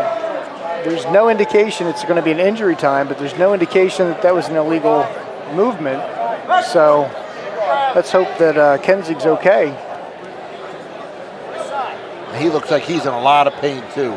Right now, the trainer's looking him over. He took his headgear off right away. It looks like they're checking out his left shoulder. All right, what we'll do is we'll take a quick break here while they're checking him out. We're at District 30 Wrestling at Clearview High School. We will take a break, be back with more wrestling right after this.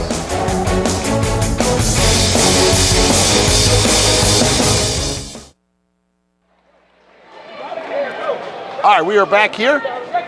Kensig was checked out, and he will try and continue. Andrew Solomon up 4-0 with 1:50 to go here in this second period.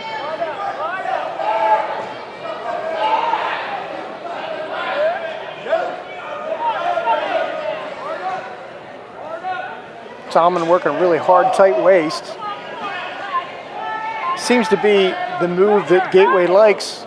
The Menino brothers working really hard, tight waists, and it seems to follow through with everyone else I've seen from Gateway. Working tight waists and claw rides. Underneath the arm, underneath hooking. Other way, other way. Solomon in on the legs. Now, would you think he's going to try and work that shoulder, knowing his shoulder is hurting him a little bit? It appears to me that Solomon is actually just looking to work his moves, not really attacking anything specific. Right now he's looking for a tilt.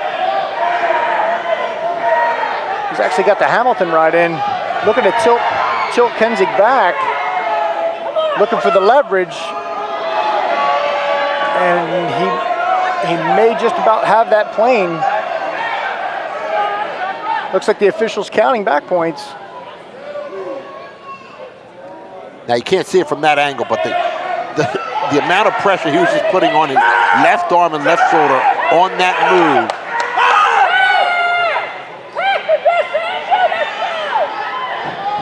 And Solomon just got 3 back points off that tilt. And he's going to go right back to the same move. But this time he's looking for the cradle. We're down to 3 seconds to go in the period. Yeah. So that ends the second period. Solomon right now in control, 7-0 in this 145-pound weight class against Jason Kensig from Egg Harbor Township.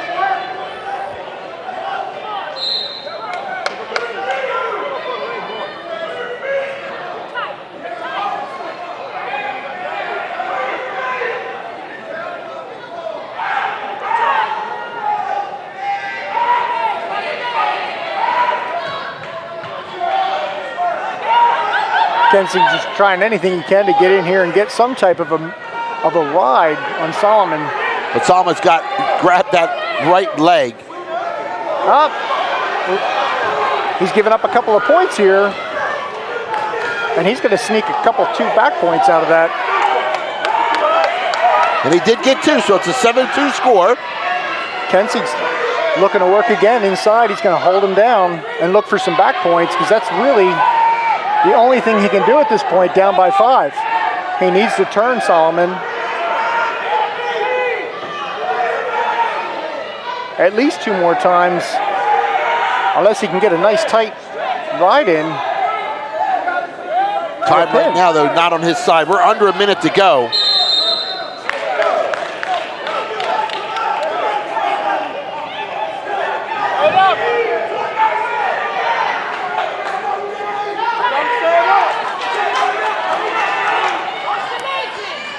Now the Gateway coach telling Solomon he's got to try and stand up.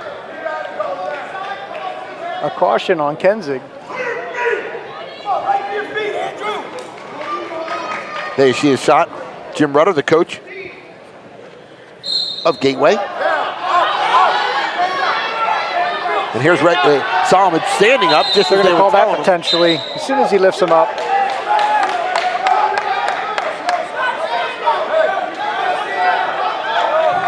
So you see the strength there in Solomon's legs to be able to do that and lift the person up like that. Pick himself up and another person.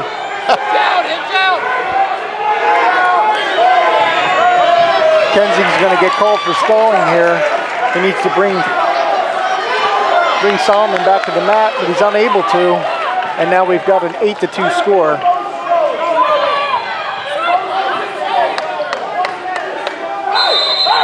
No entry time. 20 seconds. Officials making sure the score's right. Now 9-2. That other point came from a stall call just before the escape. So Andrew Solomon looks to be our next district champion from Gateway. Up 9-2 with 5 seconds to go.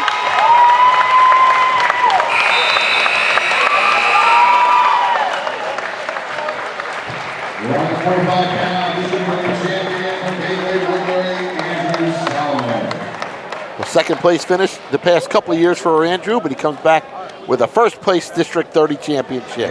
Let's head over to the podium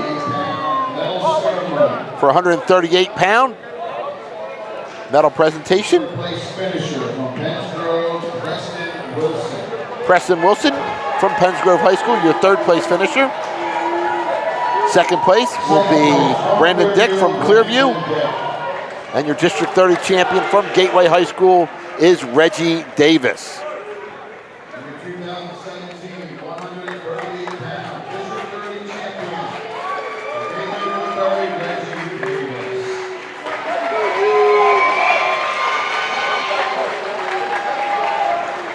All right, we head back to the mat at weight 152.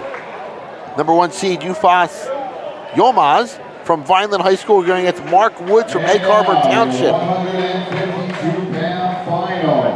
Yilmaz comes in at 24-4, and Mark Woods at 24-10. And Paul, one of the things I mentioned to you when I saw Yilmaz wrestling earlier today is the speed. He is so fast on his feet. Pin in the quarterfinal round, Tech fall in the semifinal round, 3-8 over Matt Gray of Clearview.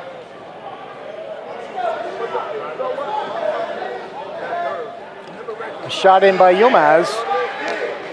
Trying to sneak out the back door.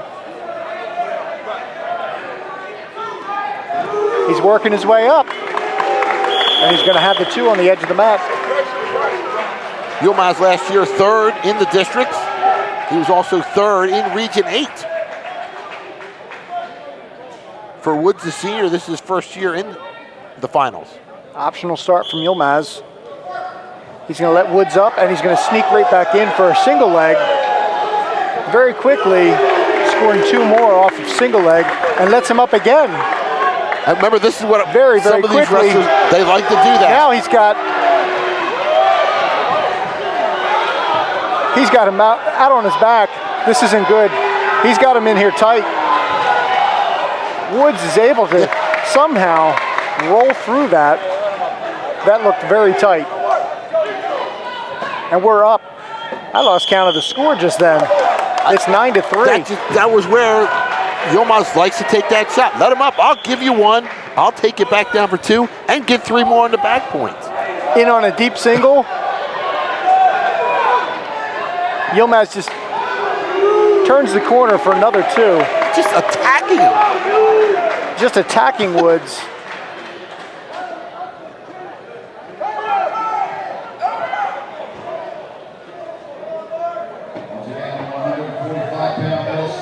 But again, you have to give Woods credit, like you said. I thought for sure that was a pin earlier. He had him chest to chest, Yilmaz did, and Woods somehow was able to get to his belly.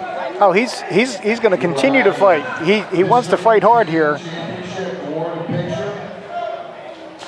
Outstanding wrestler award and a team picture of all the district champions.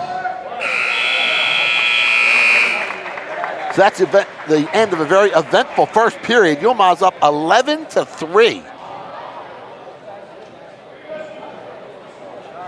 I tell you, Woods went through the 2 rounds. He tech-fought his first opponent 23-8. So he's not a slouch wrestler out there either. Just Yilmaz is really on the offensive.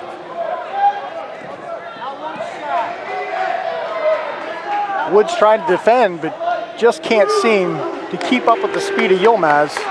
Again, another takedown.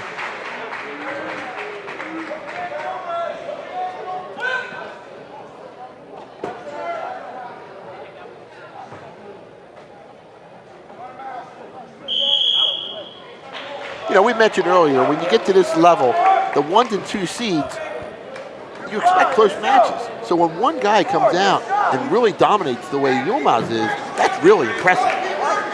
Yeah, it is. I mean, Yilmaz pretty much just doing what he wants to do and has control of this match. Just taken down at will.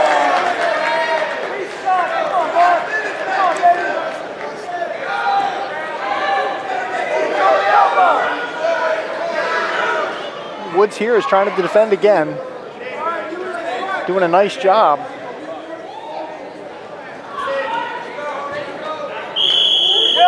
And we're out of bounds.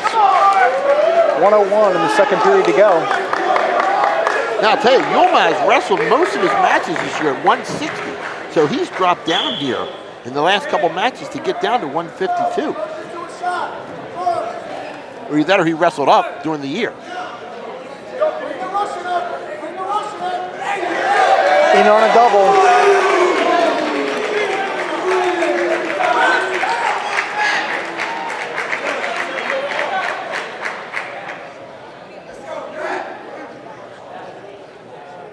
Yilmaz with 34 left, working for extra points here.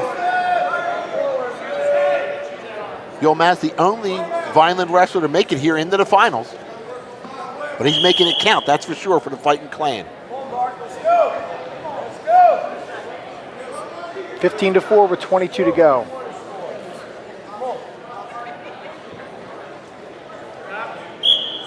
Again, optional start from Yilmaz, 15-5. Woods keeping a lower position, trying to prevent that single leg shot. Yilmaz in on the front headlock. He's looking for any opportunity, but Woods now in on a single leg himself, looking to try and finish, but runs out of time. Again, though, Woods that time tried a different approach. Okay, I'm going to stay low. Yilmaz was countering that. And sometimes you have to do that. You have to change your game plan midstream. A nice scramble from Woods. Still had the leg, but unable to keep Yilmaz from scoring. 17-5 now the score with a minute 40 to go here in this third period.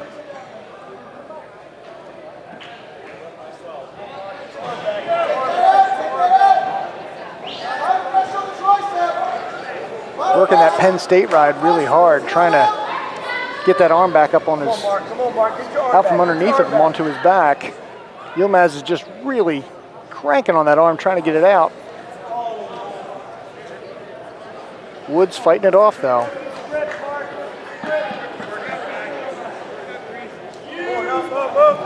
Comes back with the half, trying to drag him over. 1 minute to go here in this third period. Woods working hard to keep any additional points to be scored by Yilmaz. Gets a stall call, but also gets an escape for one. 17-6. in a match that's been pretty much dominated by a nice flurry. Woods in on the single, possibly for 2, and he's going to give him 2. A nice takedown by Woods. Now, is that Yilmaz just making a mistake, trying, or maybe letting up just a little bit, allowed Woods to get that last takedown? I think it's Woods being determined at this point, and it's nice to see him get a takedown.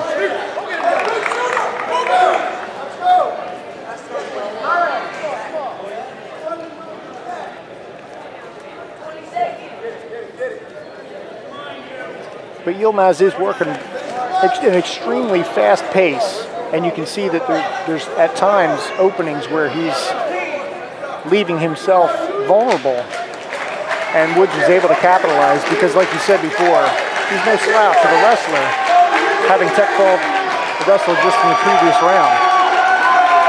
But this hard work is going back to Yusuf Yilmaz, 18-8. Third place last year in 2016, first place district championship this year.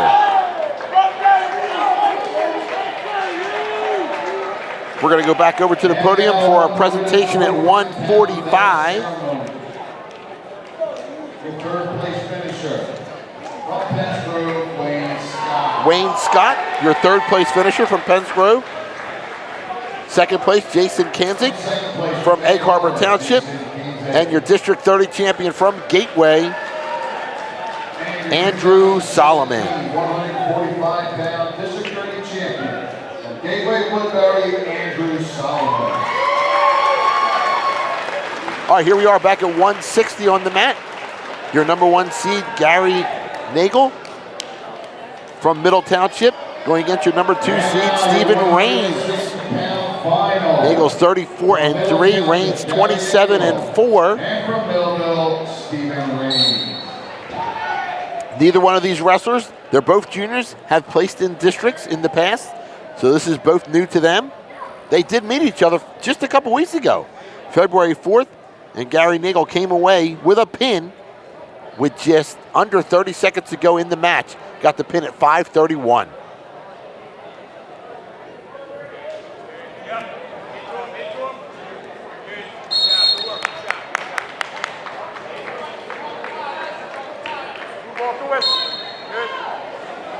For Millville, this is their only wrestler in the championship.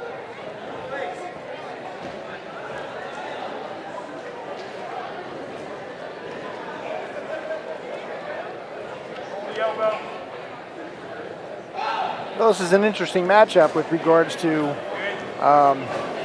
Raines having gotten pinned by Nagel just a few weeks earlier. Raines has to have what's going through his head. We don't really know what the score was prior. I didn't see the match, so it could have been a really close match. And he might have gotten caught in a move, so I'm sure he's looking to not make any mistakes.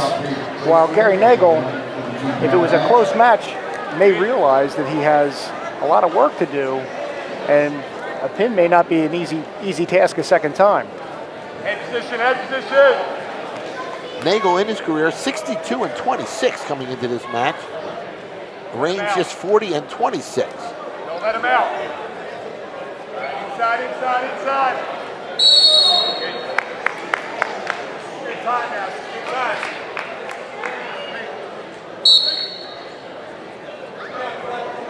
Just as we've seen in some of the other previous matches, these two wrestlers pretty much just trying to get a feel for each other. But like we said, they just ran against each other just a couple weeks ago. Nagel working the Russian.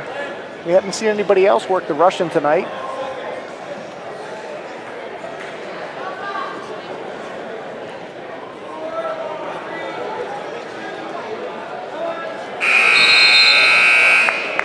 And that quickly, we're out of round 1.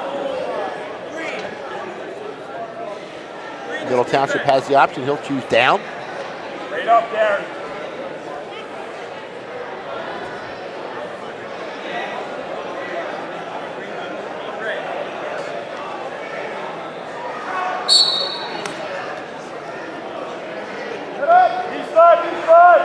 You're good. Steve Raines on top here. Back pressure. Please slide again. Good. 7 feet. 7 feet. Raines needs to take him down from this position before he gets called for a stall. And there's the stall call. He's going to have to either let him go or bring him back to the mat rather than get another stall call, but he's working to try and get him down. Lets him go. That was the smart move there. Raines held on just a little too long. So he gets the stall call there, even though he's trying to be the aggressor, he wasn't making enough of an offensive move. Well, being that he was the offensive wrestler, being on top, he needs to return the defensive wrestler to the mat. He can't just allow him to stand there and stay behind. So he had to make a decision, either let him go for the escape or get called for the stall.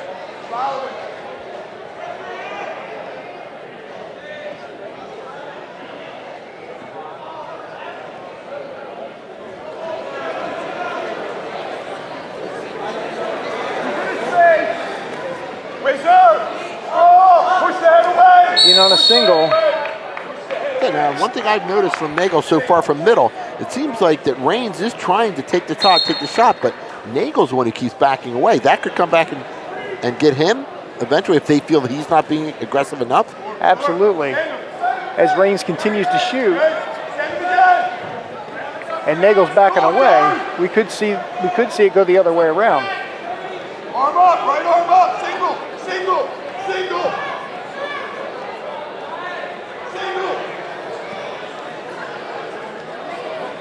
Nagel's not liking the position, but he works his way out of bounds. 16 seconds to go here in the second period. Still a 1-0 lead for Nagel.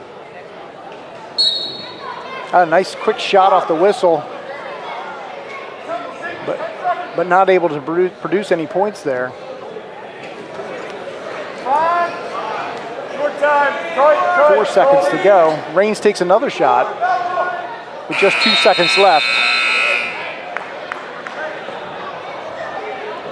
All right, so what does Raines have to do now? He's down 1-0, 2 minutes to go. It looks like he's going to take the down position. They're talking about it. Actually, they take neutral. He doesn't want to stay on the bottom. He's going to look for the takedown. I think that at this point, I've seen more action from Raines. He's trying some setups and some shots. There's a chance that he can catch. I think he thinks he can catch Nagel for a quick 2.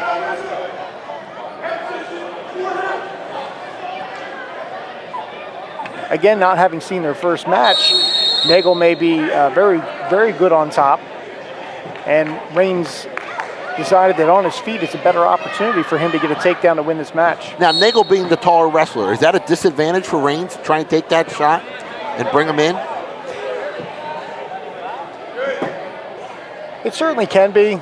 I mean, that's the beauty of wrestling. You can be short, you can be tall. You got to use what you have to your advantages. As a shorter wrestler, you can get down quicker and possibly lift faster. As a longer wrestler, you can actually elongate your body and get away from moves where other wrestlers that are shorter can't. So it can be an advantage or a disadvantage.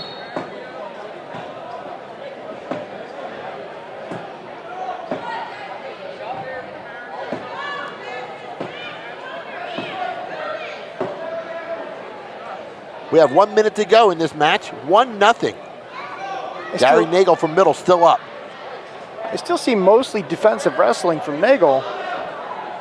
Raines trying to work some type of a takedown here.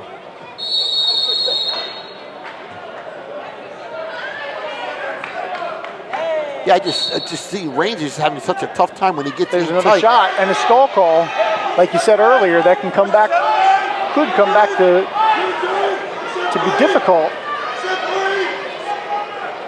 Raines trying to pull this single in, looking for a trip. He's got the waist and he's got 2, making it a 2-1 match in favor of Raines. We could see an upset here. Just as I was saying, he couldn't get that shot in. He went quick right down and was able to trip the leg out. That's what he needed to do, and then he got the advantage. So he's up 2-1, 18 seconds to go. And they both have a stall warning here. Yes. So now if you're Nagel, you want to try and get out as quick as you can. Absolutely. But Reigns has to be careful here. They're going to want to see up, and we have a one-point escape by Nagel in a 2-2 match. Both men are stalled one time for warning. That won't come into play with just 4 seconds left. I think we're going to go into our first overtime for the night. And I'm just going to mention that we haven't had one yet, so now we finally get to talk to the viewers. All right, we're overtime. Explain to them, what's our first overtime criteria? We're going to have a 1-minute sudden victory. First man to take and score points can win right here.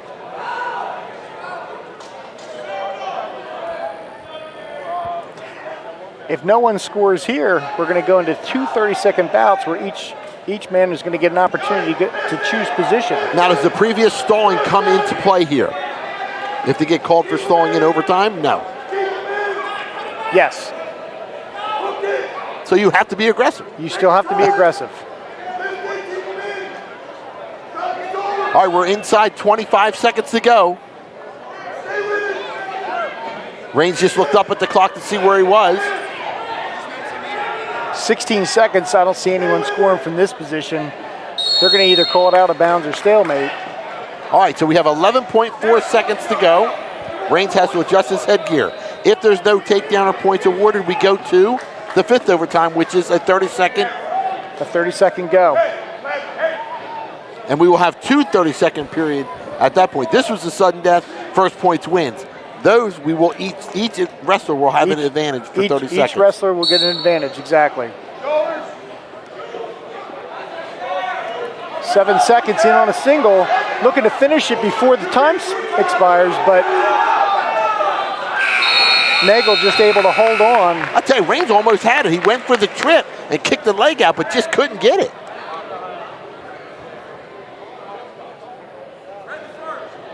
Reigns is going to defer choice. When you wrestled, Paul, you went to this point of the match? Did you always like to be on top first or on the bottom first? Well, the rules were a little bit different when I wrestled. We had a similar situation, but we would always take bottom back then. It's very difficult to hold somebody down for 30 seconds. After you've been wrestling for 7 minutes. Yes, and now we just had a stall come into play, and there's our 1 point. Unfortunately, and now it looks like we could also have one for an escape with just 10 seconds to go, and it's a 4-2 match. However, the match isn't over because Reigns will have an opportunity to take bottom or on his feet. Being down by 2, I suspect he'll actually go on his feet. And try and get that takedown. And get a takedown to tie that score back up to go into a 6th overtime, which would be then a choice of top or bottom. Bottom man needs to get out. Top man has to hold him down for the win. We have adjustment of headgear. This will be interesting to see what they decide to do, but he's going down. He is going down. I would think you'd go up, get the shot, and possibly get back points, right? To get the takedown. I would think so, because he's going to have to get out to get his 1 and then get 2 for a takedown, which would win the match. But he's only got 30 seconds to do that. But you got to be confident in your wrestler skills. If he says he can get out, he's going to get out. So we'll see what Reigns has in his tank. All right, so he adjusted his head. He gave him a new headset, actually. And now we have some blood time. So both wrestlers getting a little bit of a break here. And once you make that choice, you can't go back and say, okay, I'd rather go up now, right? That's correct. You've chosen down, you're down. Yep, he's chosen down, so that's it.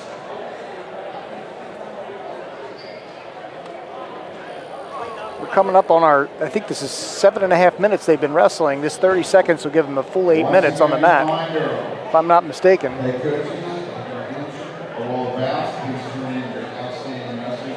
And if we have to go to a 7th overtime, that's another 30. That is another 30 seconds, and that is a sudden victory at the end of 30 seconds. If you get out, you win.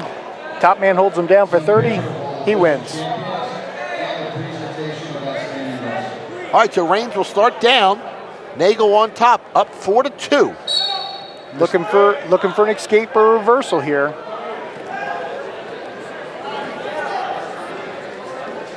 No switch, no 22. switch. Good. To the wrist, Nagel's got his hips to the mat. Not in Not in any danger, actually, right there. 10 seconds to go. Rain's looking to try and turn here and get hips to possibly get a reversal, but Nagel quickly pulls him in for a 2, looks like a 2 count, and is going to finish off. Yep, getting 6 2 more to 2. back points. The 160-pound champion from Middle Township, Gary Nagel. So your District 30 champ there is Gary Nagel from Middle Township. We'll go back over to the podium for 152. 152-pound medal ceremony. In third place from Clearview, Matthew Gray. Matt Gray from Clearview, your third place finisher. Second place finisher will be Mark Woods from Egg Harbor Township. And your District 30 champion, Yusuf Yilmaz from Vineland.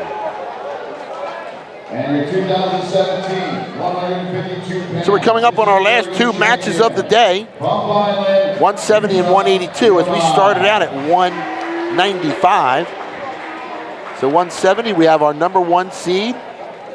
And these are a couple matches where we actually don't have 1 versus 2. Number 1, Mike Yorio from Lower Cape May at 170 going against Matthew Marino, the number 3 seed from Egg Harbor Township.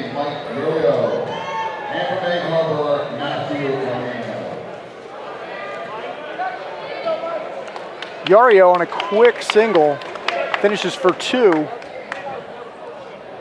on top of Marino. Yorio was a district champ last year.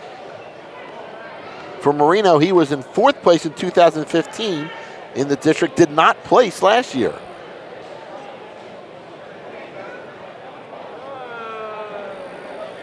Yorio working out to the front, actually giving up an escape to Marino for 1. Both are seniors.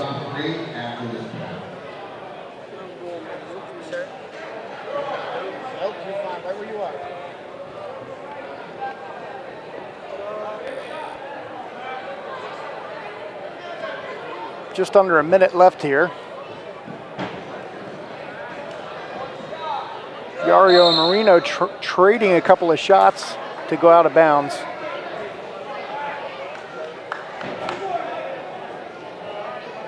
We're into our 2nd hour of wrestling, and that's what happens when you get close, skilled wrestlers going against each other. The matches pretty much go all 3 periods. We've had a couple pins, but not many. So we've had a lot of long matches today. 34 seconds to go in this one.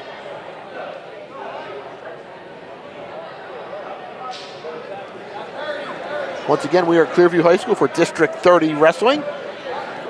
2 shot attempts for Yorio. Defended well by Marino. 15 seconds to go.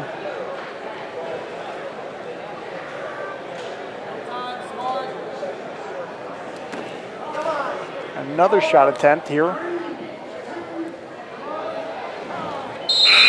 that brings us to the end of the first period. Yorio with a 2-1 lead.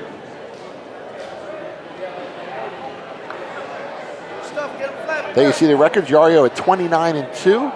Marino at 18-9.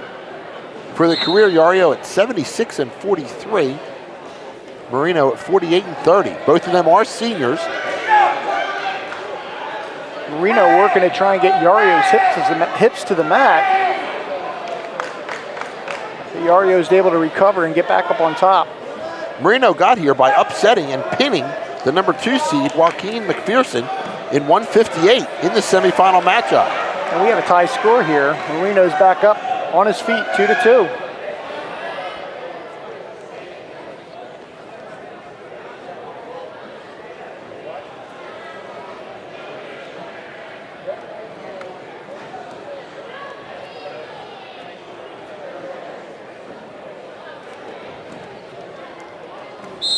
And again, trading a couple of shots here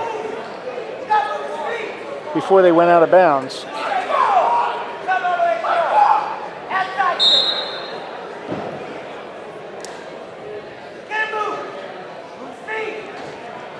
We'll try and get an updated team scoring for you if we can. But as I said, going into the finals, Egg Harbor had a a commanding lead of almost 100 points over Gateway.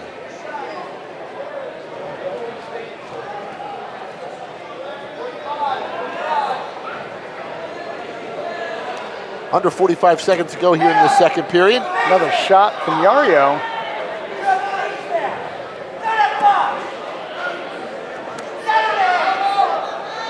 And again, good defense from Marino.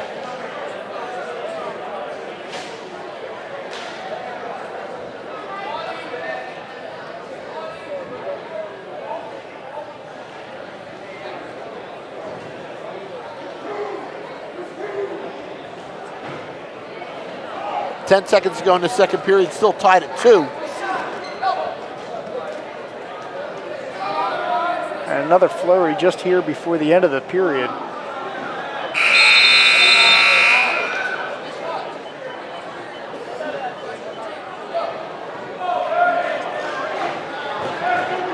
Yario looks to be in a little bit of pain as he takes the down position here. I don't know if he got hit, maybe, possibly. I think he might have gotten hit a little there.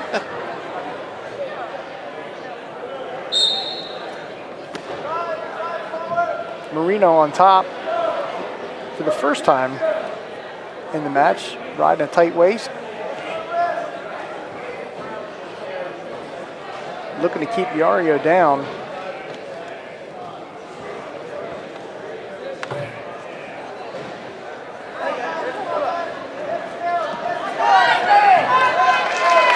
Yario gets out for his escape to make it 3-2 with a minute and a half. Certainly a takedown, either way, could win this match. Yario there's been very fast on his feet. Every time it seems Marino tries to make a move, he's been countering it.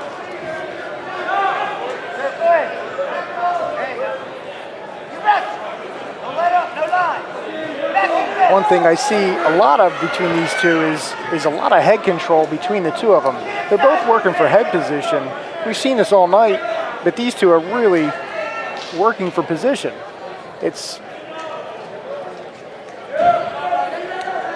And by both of them not giving up head position, neither one are really able to get a clean shot.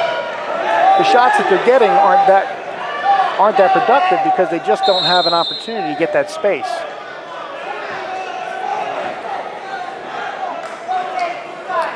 Still on our feet, 3-2 with 41. Now the official did say something to Yario to keep working. I don't believe either one's been caught for stalling yet, though. So no, I don't recall a stall call there, but he is backing up. And there we have it, a stall call. So that's his warning with 25 seconds to go. 3-2. There we have a caution. Marino jumped the gun that time because he knew you got 20 seconds. You got to make it happen. Yario is going to need to keep driving forward at minimum, possibly make a couple of shot attempts here to keep the official from having to decide to make a difficult stall call. Oh my! We just had a two-point takedown from Marino. Wow! Right on the edge of the mat. Right on the edge of the mat. 2.8 seconds to go. 2.8 seconds.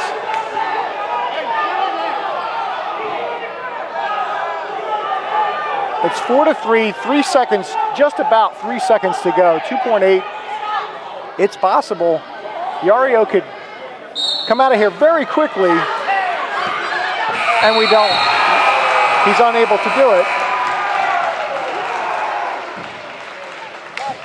And there's our first upset of the night. Matthew Marino keeps the upset train going for himself. He upset the number 2 seed to get here and then just beat the number 1 seed with a great takedown right at the edge of the mat. It was a clean takedown.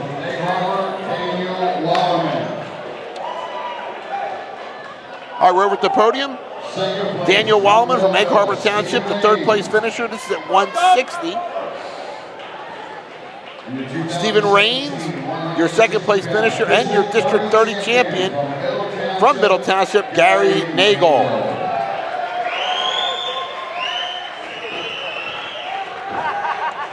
So we are down to our final match of the night. We are at 182, and again, this is a 1 versus 3. Number 1 seed from Gateway Woodbury, David Norris. He comes in at 29-8, going against Nicholas Leone from Egg Harbor Township, who is a sophomore, and he comes in at 21-10. Leone last year finished 4th in the districts. And again, we will have the district team champion award ceremony and team picture. Team picture of all the district champions and the presentation of the outstanding wrestling award. And going into that last match, Paul, we do have an update on scores. Right now, Egg Harbor in the lead, 242 over Gateway Woodbury at second place at 168. So Egg Harbor Township is going to be your District 30 team champion. Clearview was 3rd at 114, followed by Pennsgrove. A commanding lead for Egg Harbor Township here in the first installment of the new district sets. At this point, I guess we're just going to have to get used to things being a little bit different than we've seen in the past. Yeah, and we were talking earlier. You say that in a couple years, they may redistrict again. Yeah, from what I understand, they reserve the right to redistrict according to PowerPoints and where they believe teams should be in each region. I know they redistrict, try and make it more competitive, you know, and unfortunately right here at District 30, Egg Harbor just blew out the teams away. So I'll be curious to see how the other districts do finish out this year.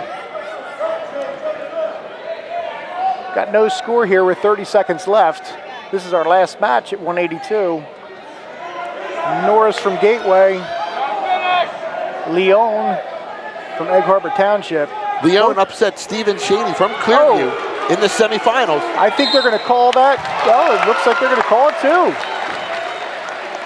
Now both officials are conferring. That's why you have 2 out there, right? One can overturn, the other one They're going to overturn. Official John Giovanetti, he's been around for quite some time. I can remember myself being officiated by John. A very good officiating crew here tonight. I've seen a lot of very, very close calls, but it seems to be that they're making the calls in a very professional manner, and they're commanding a nice presence out here on the mat. Well, the one thing I look for too, when you don't hear a lot of complaining from the stands, then you know the officials are doing a good job.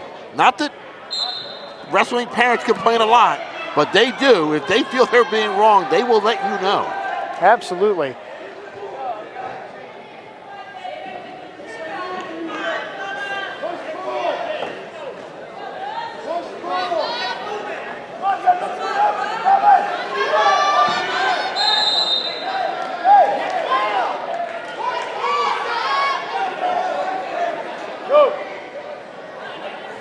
Don't tie up.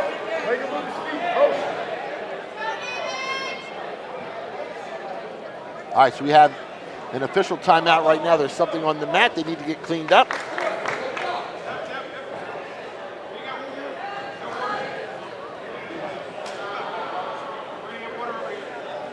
Must be a little bit of water over by the corner of the mat. One of the trainers cleans that up. There's some more on the other side they are also going to clean up. When this match is done, we will go over to the podium, show our final winners, second and third place finishers, and we'll do a quick wrap up right after that. Still 1-0 here. Leone with the lead, trying to become the second upset winner in the finals tonight. We had one in just the previous match,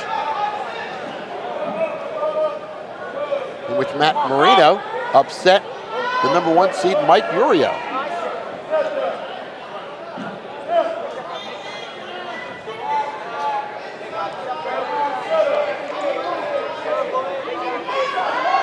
All the wrestlers you've seen tonight will get a couple days to regroup. Now the winners, the good thing about winning tonight, you get that first round bye Wednesday night. You don't wrestle till Friday down in region. Exactly. Second and third place winners, you get right back at it. Oh, a little bit of a scramble here. Norris capitalized picks up 2 and also gains a power half position with the leg ride. This is tight. He may actually turn Leone here, and he's counting off back points. He's in trouble right here, and that's it. That's the end of the 182 match.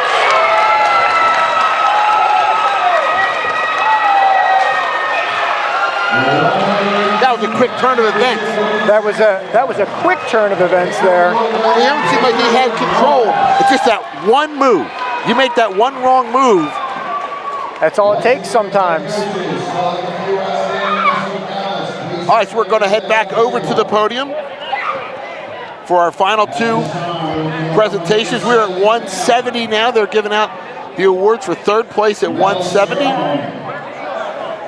In 3rd place, Providence Grove, Javon McPherson. McPherson in 3rd place. He came in as the number 2 seed. Was upset earlier by Matthew Marino. Mike Urio, your number 1 seed, coming in 2nd. And the number 1 district champion is your number 3 seed, Matt Marino, who upset both of those young men you see on the podium, to his left, to his right. So there's your top 3 finishers at 170. When they finish that up, they'll go right back over to 182. So Egg Harbor Township is your team, District 30 champion.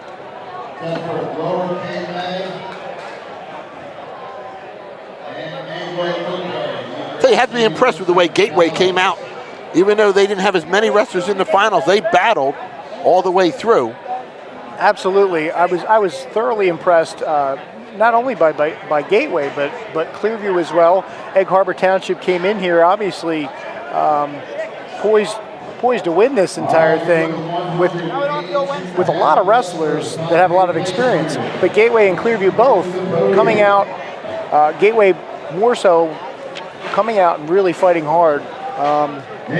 Making a really nice showing today in District 30 for their first time here in District 30. All right, Stephen Shane from Clearview, your 3rd place winner at 182. In 2nd place, Nicholas Leone from Egg Harbor Township is your 2nd place finisher. And your District 30 champ from Gateway is David Norris. And the 2017 182-pound District 30 champion from Gateway, David Norris. So now all these wrestlers now, they'll be heading down to Egg Harbor Township for Region 8 wrestling. And that will consist of District 29, District 30, 31, and 32. So a lot of the schools who have normally wrestled against each other will now be going back against each other down in Region 7. We will be missing, however, Paulsboro, who's moved over to District 7, which is a little bit different from what I can remember. Yeah. But I do remember that quite a while ago, Paulsboro was in District 7. I believe it was maybe in the 70s. We're going to have some good matchups down there, and we're going to be covering it for you as well. You got teams like St. Augustine, Delsea, Gateway will be down there, Kingsway. There's going to be some good matchups down in Region 8 in less than a week. Absolutely. All right, that's going to wrap things up from Clearview High School. For Paul Toppin, I'm Joe Visalli. We hope you enjoyed District 30 Wrestling. I hope you have a nice night.